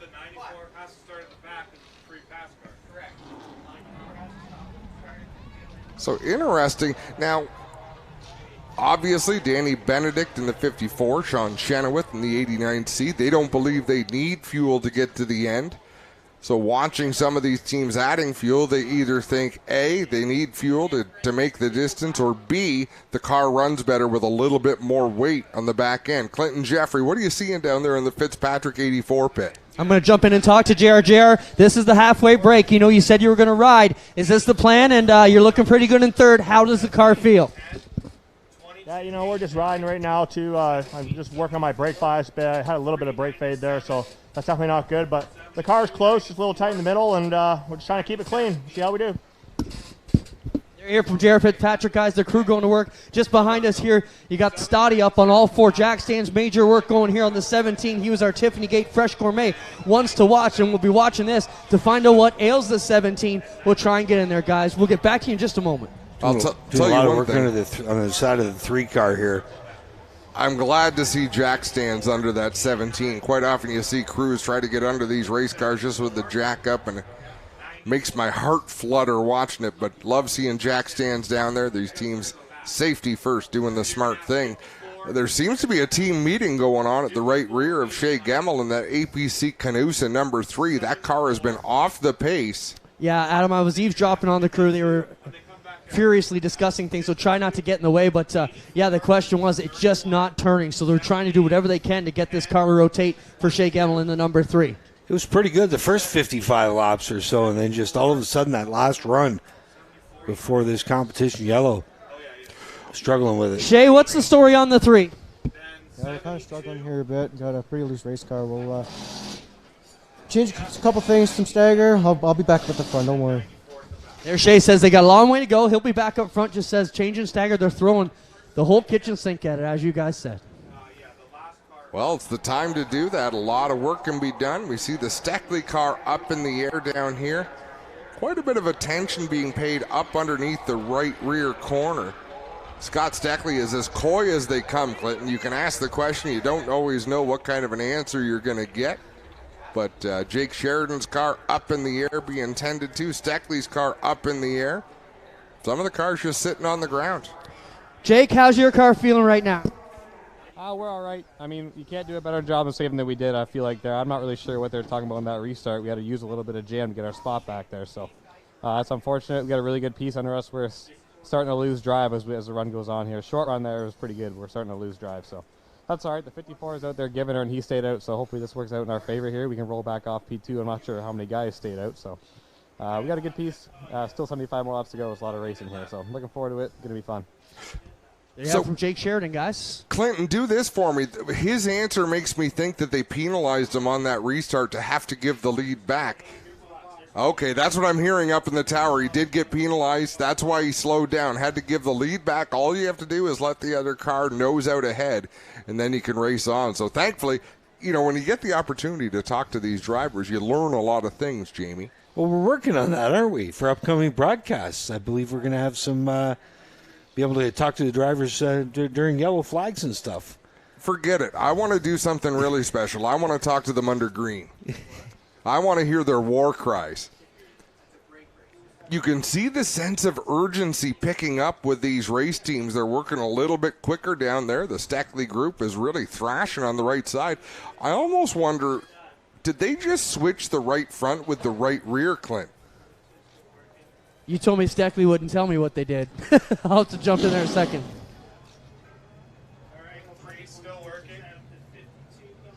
Whatever they did was a bit of a last-minute decision. Yeah, they are trying to force these tires on quickly. They are running out of time. There's less than a minute to go on the break, and here comes Big Daryl Timmermans down here to let these guys know they're going to have to hustle here. Timmerman's wandering down the track, holding out that big left paw for Junior Farley. So officials are up here identifying who is still working on their car. So I kind of think that the time is up, Clinton. Yeah, I believe it is, and they're rolling the Steckley car ahead here to let them know we're done working. Make sure they know that. They will roll them on out. Let's jump here and talk to Scott.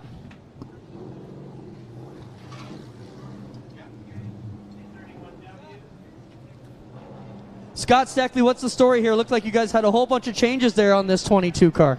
Yeah, it was pretty good. He was just saving for the end, trying to save the tires the best he could, but we wanted to try to get a bit more drive off and a bit more turn in the center, so we made a lot of wholesale changes. Did you take one tire from one side, put it on the other? That's what Adam was asking. No, we just swapped the right sides. There you go. So Adam, swap the right sides front to back, not left to No, right. that's what I said. See, there you go. You make me look less intelligent. Scott Stackley already didn't think that I had too much smarts. So. But no, they talk about the right rear being the tire you got to save. It gets so hot when you jump on the throttle. And if you've conserved on corner entry, makes sense. Put the right front to the right rear and vice versa, and you get a little bit fresher rubber back there for the charge to the front. It also depends whether you're loose or tight going in or out. Obviously, you want, if you're, figure out how to do this right. If you're pushing going in, you want more stagger in the front. If you're loose coming out, you want less stagger in the rear. I think I got that right. I've never believed in front stagger because they're completely independent. Let's take a quick break on G-Force TV. We will continue this discussion afterwards because it is a polarizing topic, Jamie Maudsley. We'll be right back on G-Force TV. Tiffany Gate Fresh Gourmet. Our savory pasticides can be prepared any way you like. Serve warm or chilled, as a main or as a side. Tiffany Gate Fresh Gourmet. Create your way to great taste. You're so tasty. Drive me crazy. Ain't nothing I can do. Well, good evening, everybody. Welcome to our weekly race chat. Adam Ross and Clinton Jeffrey are live and interactive every Tuesday night. Rivals Race Chat is your home for race discussion, debate, news, interviews, and more. They'll even take your questions and comments live on the air and talk to some of the newsmakers each week. Tune in every Tuesday night at 8 p.m. on G-Force TV.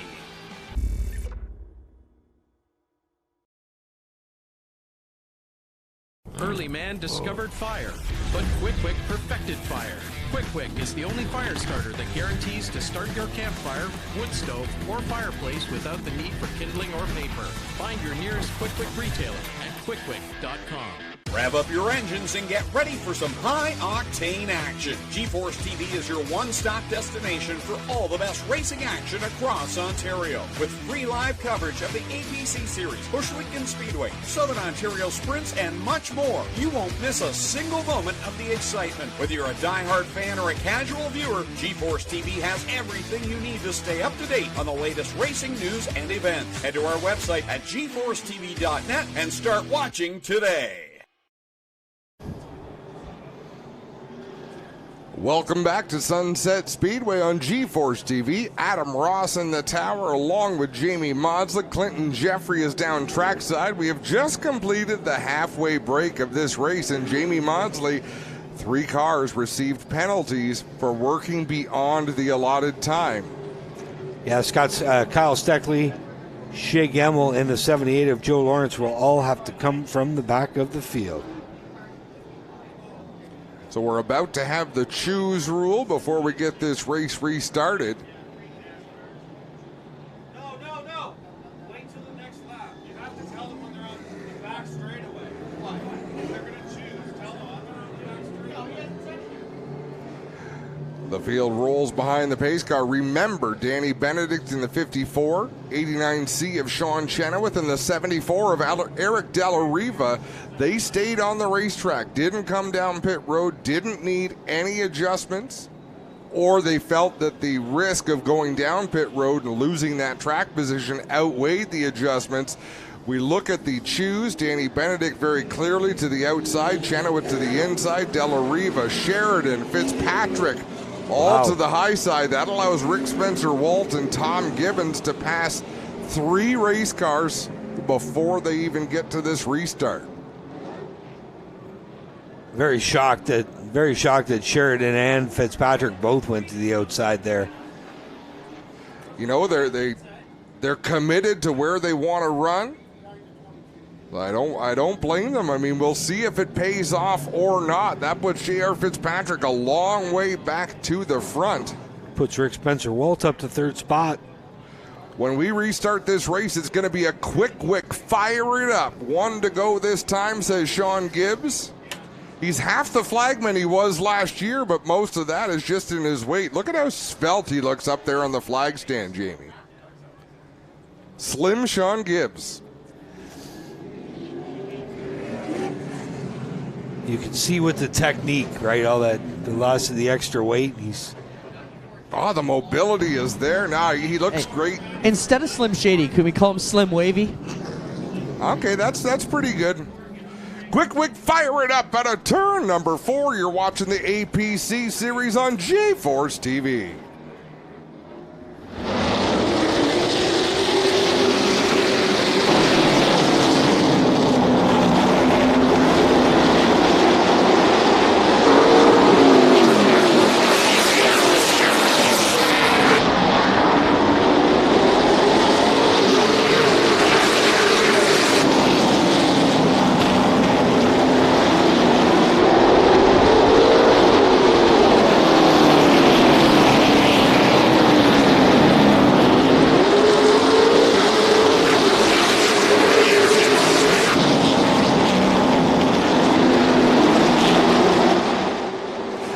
Wicket all sorts of sideways through turn number 2 in that 97 machine. Nice save and a nice job by Joe Lawrence, sort of hanging back and giving him time, Jamie, to gather that car in. See what those guys do on the outside. Della Riva, it's paying off for him. Definitely paid off for Benedict. He is gone. Meanwhile, Chenna was side by side with Della Riva. Della Riva is going to take the spot. Now they're lined up on the outside of Chenoweth, including Sheridan and J.R. Fitzpatrick. You got the 31 of Rick Spencer-Walt down on the bottom. Well, the big advantage for Benedict was having Sean Chenoweth side by side with Della Riva. A couple of cars that were deeper in the top 10 at best, and they're just a hair off the pace, so it allowed Benedict to open an advantage. Now that Della Riva is able to run the whole racetrack in the racing line, he's sort of keeping pace with the race leader, but still not quite as quick as the 52, the 84 of Fitzpatrick. A little bit of contact there. Rick Spencer-Walt rooting the 89 up off the bottom of turn 2. Rick Spencer-Walt places to go in that 2-speed motorsports machine. Well, and that may be the case, but he won't be able to be physical with Sean Chenoweth. Chenoweth is a veteran of the sport. He'll give you room for your race car. He'll race you clean. But if he feels that you're doing him dirty in any way, you will see a different Sean Chenoweth. Chenoweth looks like he's going to hold the spot for now. Rick Spencer-Walt still working at the bottom. He's got Fitzpatrick behind him. The outside group is Tom Gibbons and Josh Stoddy. A couple of Sauble Speedway regulars working the outside groove. Bear Wickett's hanging with them, but he is many laps down. Tom Gibbons is impressive in his charge on the outside. Gets around Rick Spencer-Walt. Now he's having a look on the 89C of Sean Chenoweth. This is a different Tom Gibbons than we're used to watching here in the APC series. He's working in that Graham family Kart Quest Tom Gibbons concrete finishing machine on the high side of Chenoweth. In that London Recreational Racing number 89C down into 3 and 4 they'll work. Still Gibbons on the high side, Chenoweth down low. What a great battle going on for 4th spot. Gibbons just about clear of the 89C at Chenoweth as they work off of turn number 2 down the backstretch. He'll clear the way and set his sights on the 52 of Jake Sheridan. And for Danny Benedict, in his long career on the APC Tour, has yet to visit Victory Lane. So we could see a maiden voyage here in the Dayco 150. That 54 looking strong out front. Della Riva second. Sheridan goes third. You know, last season, the 84 J.R. Fitzpatrick was unbeatable. I mean, there were times where it felt like he was just toying with some of the competition. What a difference it makes when you've got an off season to prepare race cars. Not that Fitzpatrick didn't have the same off season as everybody else, but it just seems like a few of the competitors have really picked up the pace. And he's really faded too. He's all the way back at the tail end of the top 10 racing with Joe Lawrence. So I wonder if he didn't save his stuff, or is he maybe saving up right now? Still a long ways to go. I'll tell you what, in 60 laps, it is tough to get from where he is right now to the lead. They're all good race cars ahead of him, so I'm not sure. There's saving your race car, and then there's being a little bit off the pace. We don't know exactly which one it is right now for Fitzpatrick, but we're going to find out as Joe Lawrence drives to the inside of the 84 machine in that black 78 and picks up the position. Former series champs racing together there. Lawrence, your 2020 champ, now has that spot away from Fitzpatrick. Again, Denny Benedict has never been to victory lane in an APC late model race. 55 laps away this time by. And what a call by Chenoweth and Della Riva. You know, they stayed out, said, you know what, I think we're good on fuel, we're good on adjustments. Let's get some track position. Those guys were running 10th, 12th all night long. Now they're sitting here in 2nd and 5th. I was just thinking exactly that. As you mentioned it, I was looking, thinking, boy, do they seem wise right now. A great choice. They're not only running towards the front, but they're comfortable out there. Jake Sheridan hasn't been able to make a move, or has chosen not to make a move on the 74 of Della Riva. He's all by his lonesome there in that 2nd spot. This is really going to change things the next time we do 150 laps at Sauble. My guess is you're going to get maybe half the takers on pit road that we did here tonight. You know, the decision you make today in racing that leads you to great things can lead you to terrible results tomorrow. Spencer Wall racing with Blair Wickett. Wickett again many laps down. And I thought we'd see a little more out of the 31 after that restart. Sitting just outside the top 5 right now. Back in 6th spot. Yeah, I'm a little surprised myself. In every APC race prior to now at Sunset Speedway, Danny Benedict would have just been the victor. We have completed 100 laps in the Dayco 150, but there's still 50 laps to go. Round number 1 of the NTN Triple Crown, a heavyweight championship belt up for grabs. $15,000 in extra point money put in by NTN as part of this program. 3-race series kicking off with the Dayco 150 here tonight. Again, race 2 will be long weekend in August at Sauble for 150 laps. And the final Triple Crown event, Great Canadian 200 in Delaware, where we crown the champion as well. Joe Lawrence continues to pour the pressure on Josh Stoddy in the 17. Keeps looking to the inside, up off of turn number 2. Tyler DiVincenzo goes a lap down. He had been put back on the lead lap with the free pass, but he loses that lap on the racetrack. Danny Benedict goes by, and now Eric Della Riva looking to the outside of the 97D. Well, we didn't talk much about Eric Della Riva in pre-race festivities, but now that he's got the track position, that 74 is working pretty good. Dale Shaw turning the controls of that car, that one of the Shaw Motorsports machines, and Della Riva sitting a solid 2nd right now. The question is, does he have anything left here for Danny Benedict? Hard to say. As we look at the clock, well, they were just going through some slower traffic. Danny's last lap was a 15.1. Della Riva's last lap was a 15.1. They're swapping laps here. But further back, Rick Spencer Walt is wicked loose through 1 and 2 as he went around the slower car of DiVincenzo. Really has his hands full driving that 31 machine. See what Jordan Lawrence does here in that 78. He's tucked up underneath the 17 of Stoddy. Stoddy trying to figure out a way around the lap car of Blair Wickett. Here comes Lawrence now piling it onto the inside. Yeah, Lawrence drove it deep down into 3 after getting a great run off of turn 2. He'll clear the 17 as Stoddy set his sights on the lap car of Blair Wickett. At least hope that Blair Wickett can open the door on Rick Spencer Walt, and maybe Joe Lawrence can pick up a cheap one. Tough break for Blair Wickett. He had that right front go down, and if that right front hadn't went down, we'd be talking about him being up in the top 5, I think, here tonight. had a solid car, was quick in qualifying. He's got Spencer Walt kicked to the outside. And what's Joe Lawrence going to do behind that battle? You know, I believe you might be right, but on the bright side, Blair Wickett, every mishap he's had for the last few years has cost him thousands of dollars. At least this one only cost him a right front tire, so he's got to feel good with the speed he's got in the 97, and he's still able to be out on the racetrack turning competitive laps. But Rick Spencer Walt would have to be a little bit frustrated with the car many laps down, racing him pretty hard out there on the track. Tell you, that 10 car, Tom Gibbons, he must have been hitting the sim all winter.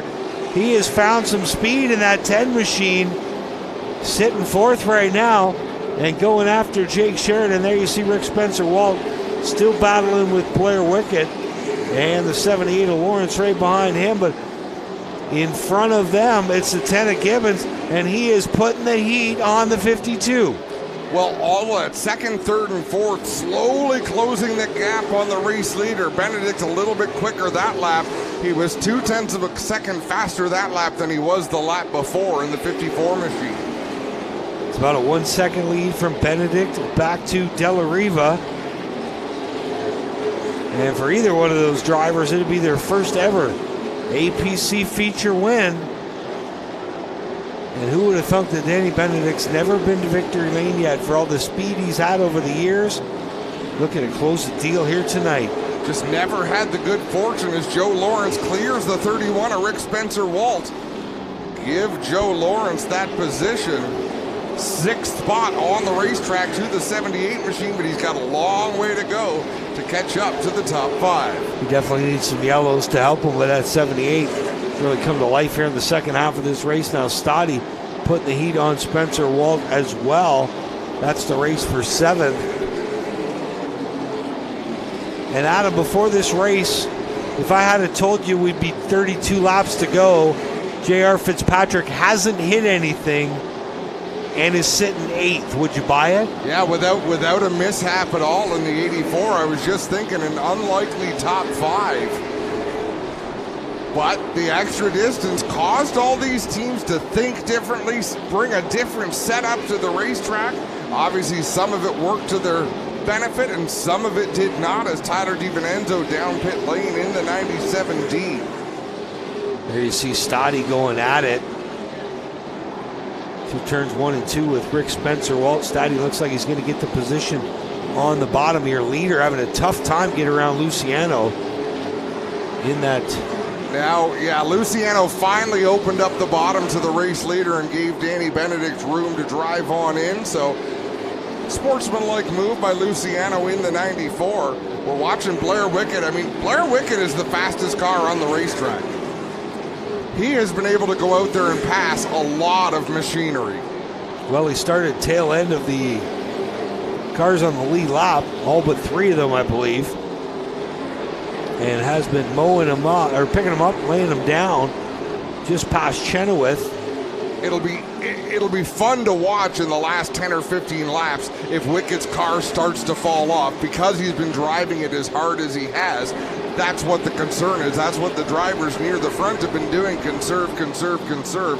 Obviously, Blair Wickett has not been conserving out there, but it doesn't seem to be hurting the race car. Well, and usually those emergency tires got a lot of laps on them before they even see the car. So Blair Wickett, that 97 is working well tonight. Again, a shame he got behind so early with that flat tire.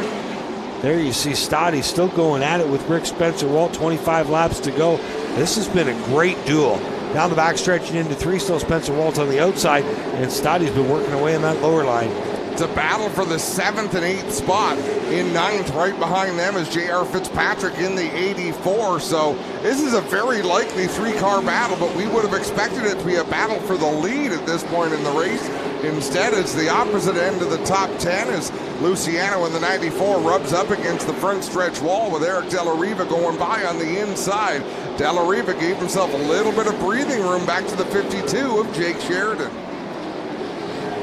Down to the stripe they come again. Your leader off turn 2 is Benedict. There's that battle between Spencer Walt and Stoddy. Those guys have been going at it tooth and nail for the last 20 laps or so.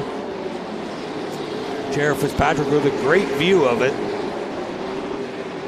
A little further back, Shea Gemmel in the 3, working to the inside of the 72 at Junior Farley. They make contact in turn 4. Side by side down the front straightaway. Behind them by about 10 car lengths is Kyle Steckley in the 22.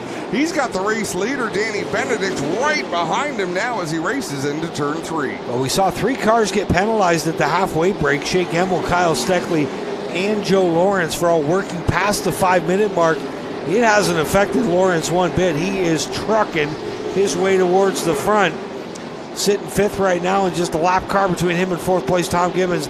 Wickett's going to move over and let Lawrence go by. Class move by the Polar Blair. Yeah, Wickett down to the bottom of the racetrack. Either he has used up the good on those tires, or he realizes with less than 20 to go, get down out of the way, let these drivers battle for position, because when it is his night, he's going to want that same respect extended back to him. Now Benedict's got 1 lap car between him and Eric Della Riva. Again, Danny Benedict has never been to victory lane here in an APC race. He's about to win the longest APC Racing Series race in history, the 150-lap Dayco 150 to open the 2023 season. Big welcome to all you folks watching on G-Force TV as well as Racing America. And Rev TV as well. Great to have you with us as Danny Benedict continues to put laps on some pretty good race cars. And can we say enough about Eric Della Riva in the 74? This will be by far his best run if he's able to hang on to the 2nd place spot. And he's driving away a little bit from Jake Sheridan in the 52. And again, also looking at Tom Gibbons. I believe he had 1 top 5 finish last year at Sauble.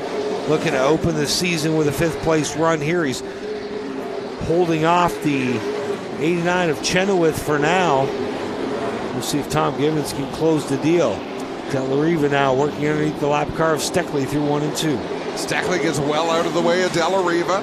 Shea Gemmel being put a lap down by Danny Benedict. Gemmel drove to the bottom of the racetrack, gave the leader all sorts of room. It'll be 11 laps to go.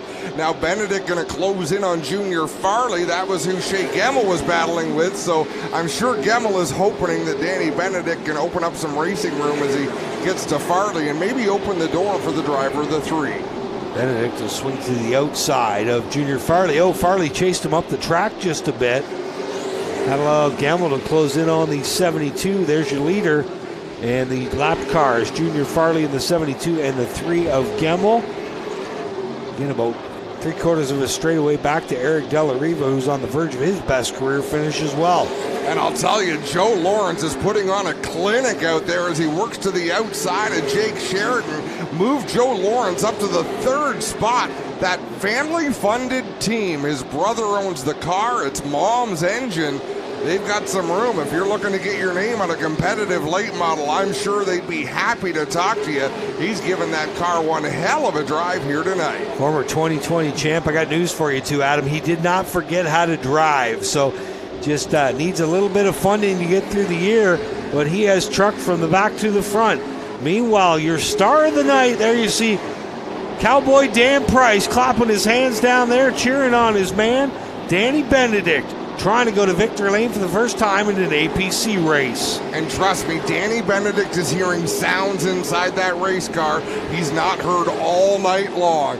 Things that might be going amiss. Is that normal? Is that what this is supposed to be doing? Sean Chenoweth looking to get into the top 5. He's to the inside of Tom Gibbons in that number 10. Josh Stoddy closing in as well, but out in front it is all Danny Benedict. Gibbons slid that thing way up the speedway off turn 4, but using the outside groove to his advantage, he's been able to keep Chenoweth pinned down.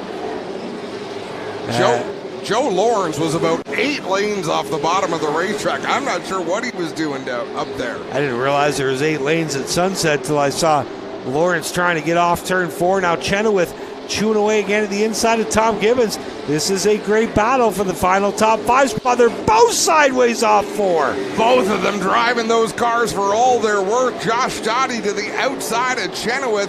That's a battle for the 6th spot. Stoddy going to pick up P6 as they work down the backstretch into turn number 3. 148 laps complete, just a lap and a half left for Danny Benedict. There you see the leader on the split screen. Went out of the leader occupying both screens. Here's Stoddy still going at it with the 10 of Gibbons. Both those guys cut their teeth at Sobel, no strangers to each other.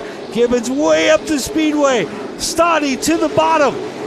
Danny Benedict one more time through 3 and 4 in the Dayco 150.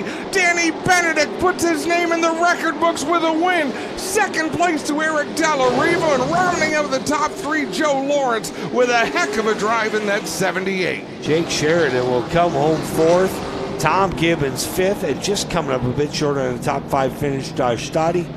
7th will go to Chenoweth. Well, guys, I got Cowboy Dan Price here.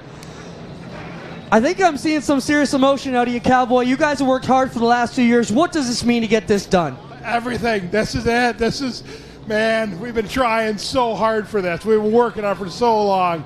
So many years you've been at this. Man, this is awesome. This is it. Yeah. Congrats, Cowboy. Go to Victory Lane and see your driver. Sorry. Yeah, thank you. All right. Hey, what's cooler than seeing a cowboy cry at the races? You know what I'll tell you was just as cool as Dan Price raced Ohsweken Speedway Friday night in an open wheel modified and made this heartfelt post about starting a race being on the same racetrack with Kenny Schrader and how special that was to him. I think he's had a pretty good weekend, He's hasn't had he? a pretty good weekend. Polish victory lap by Danny Benedict in that 54 machine, and one of the more positive drivers at the racetrack. Just, you know, even through the bad luck, he shows up with a big smile on his face. He was optimistic coming into 2023 and obviously showed us for good reason. He felt good about the season at hand because Danny Benedict was able to bring home the win. A couple years ago, it could be 2, could be 3 years ago, I remember his string of bad luck to start the season. Like 2 of the first 3 races or something, he didn't even get to race in the race. He wrecked a car in practice, blew it up another day.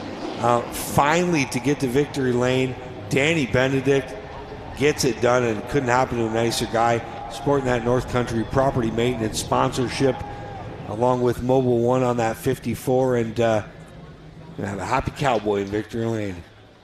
I'll tell you what, they don't even have to do any vinyl work. It's not often you get to an end of a short track race. How impressive is the APC series? Look at those 3 cars on the front straightaway. Barely a mark on them as Dan Price there to greet his driver. Still with the helmet on is Danny Benedict in the car, so as soon as he peels that off, we'll throw it down trackside. Eric Della Riva out of the 74 machine, Joe Lawrence out of the 78, talking to their crews. But the man of the hour is Danny Benedict in the car. Clinton Jeffrey, we'll send it down to you. Well, he's getting the helmet off here, taking an extra break. As you can imagine, emotional win for these guys. They worked very hard on this tour for the last few years. And we'll get him out here and talk to Danny Benedict, one of the nicest guys here in the pits, always smiling, always in a good mood, and just a great ambassador for this tour. And let's see what he's going to say as the point leader going out of race number 1. He picked up the Dayco 150, the longest race in the history of this series, and he gets it done. And Adam, how tragic would it have been? You mentioned on lap 100 he would have won. He managed to hold on for 50 more. Come on out of that car, Danny. The fans want to see you. He'll get all the cool suit off, pull out all the water bottles and everything he uses to keep himself cool for 150 laps. Fans, you want to see the winner? Here he comes.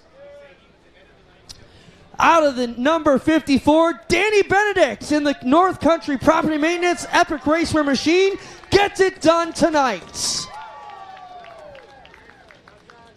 Danny, your crew is emotional. You guys have worked really hard and had some horrible luck the past few years. What does it mean to win the longest race in the history of the series? Man, it's been so hard the last couple of years, man. There was times I gave up on this program. I didn't think we could do this, and a lot of my guys did not give up on me. None of them gave up. They worked their tail off. McCullough Racing Enterprises didn't give up on me. They kept us going. And then North Country Property Maintenance came on this year.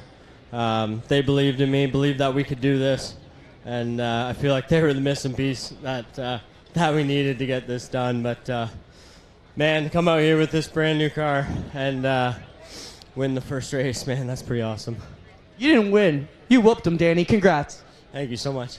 Danny Benedict, ladies and gentlemen, your winner of the Dayco 150. Adam, take it away. We'll get in here with second and third in just a moment's time. What a humble winner. Danny Benedict is more egregious when it's before the race and he's all smiles and chatty. He was almost reserved there, but he deserved to boast a little bit, Jamie. He didn't seem as excited as we figured a guy would for winning his first race, but wow, big win for Danny Benedict. Clinton Jeffrey with second place finisher Eric Della Riva. Eric, that was a pretty good call you guys made at the break. You know, you took track position over adjustments, and it paid off. The car was in good shape. You held on for the end of this race. You got to be real pleased with that call. Yeah, it was sort of our plan to just ride around for the first 75 laps, and when we knew we had a good car, it was sort of a no-brainer to take the track position after the break and make sure we just stayed out of trouble. Heck of a start. You're going to leave race number 1 as second in points. Yeah, really good start for us, especially considering how last year went. It's a little bit of a struggle, so we'll try and build on this moving forward. Right on. Eric Della Riva, your second place finisher. And we'll get over here and get in with Joe Lawrence in just a moment. Oreos, Joe? Oreos. You got Oreos down here. Joe, a solid run for you. I mean, let's just look at the hood for a second, Jack. Can you read this? It says, "Thank you, Mom, powered by Mother's Love and her 604 crate engine." Cool, Joe, that your family can put you back in this deal. You're the 2020 champ. You come back. Great run here tonight. You got to be super happy with how this family-run team performed tonight. Definitely first outing. There's room for improvement, but we're always going to chase to be better. So very happy to bring her home top 3. I got to thank my brother and my mom for really this whole program. We're going to have some fun this year, and hopefully we find victory lane soon. Podiums are always fun. Congrats, Joe. Thank you. Joe Lawrence third, Eric Della Riva second, and your winner, Danny Benedict, wins the Dayco 150. Up to Adam and Jamie for a full field rundown. A happy Joe Lawrence with a third place finish, Jamie, and he earned it. He drove through that field and got there on his own They merit. got the penalty. Up. They got the penalty for working on the car after the 5-minute break was over. Had to restart tail end Charlie. He flew through that field, man. That 78 car, they built a rocket. They know how to do it, and he knows how to drive them. Rounding out the top 5 was Jake Sheridan in the 52, with the 10 of Tom Gibbons coming home with an impressive 5th. Sixth place was Josh Stoddy. Sean Chenoweth didn't pit as well, opens the season with a 7th place finish. Rick Spencer-Walt comes home 8th. J.R. Fitzpatrick, your defending series champion, 9th. And Shea Gemmell in 10th. Also a lap down in the 11th spot was Junior Farley in the 72. Kyle Steckley in the 22 finished 12th. 13th, Corey Luciano. Good for him for running all the laps and getting to the end. He was 1 lap down, but he drove under the checkered flag, and that's what you got to do first. That's how it starts. Blair Wickett will be disappointed in finishing 14th in the 97 machine, but he showed an awful lot of speed after setting the pole and being able to pass a lot of race cars out there on the track. Tyler DiVincenzo in the 97D finishes 15th, and 16th goes to Mike Bentley in the number 51. What a show it was. The Dayco 150 did not disappoint. Extra distance. These teams, these drivers, these cars were up to the task. Jamie, what's your impressions of what we saw here tonight? You know what? On the way up here tonight, I was looking for Kyle Steckley to be up front. I was looking for J.R. Fitzpatrick to be up front. I was looking for maybe Shea Gemmell, Josh Stoddy to be up front. Did I expect this for a podium? No way. You know, at the very start, it's not very often I can look back and say, hey, I was kind of smart on that one. We had said there's a small handful of drivers that you can pick that are really going to contend for the win, but there's almost nobody who could round out the podium that would come as a shock because everybody in the field is competitive. And I think that's what we learned tonight is make smart decisions, drive a smart race, and you can have yourself a great result out here. It was good, hard, clean racing tonight. I think it really bodes well for what we got coming up in the next few races because who knows what's going to happen. Of course, we're back on the 10th of June in Flamborough, and then the week after that, the Quick Wick Series gets rolling along with the APC for race number 3 at Peterborough. It's been a lot of fun here at Sunset Speedway. On behalf of myself, Adam Ross, Jamie Maudsley, Clinton Jeffrey, and of course, track announcer here, Brendan Doherty, thank you so much for joining us at Sunset Speedway or joining us on G-Force TV. It's been a whale of a show. We'll see you again on June 10th.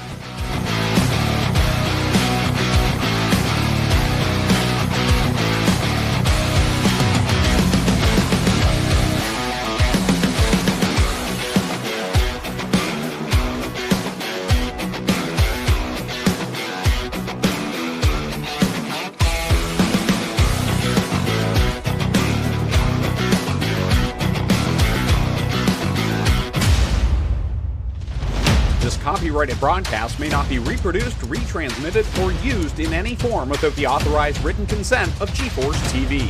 GeForce TV would like to thank you for your support and for watching today's broadcast.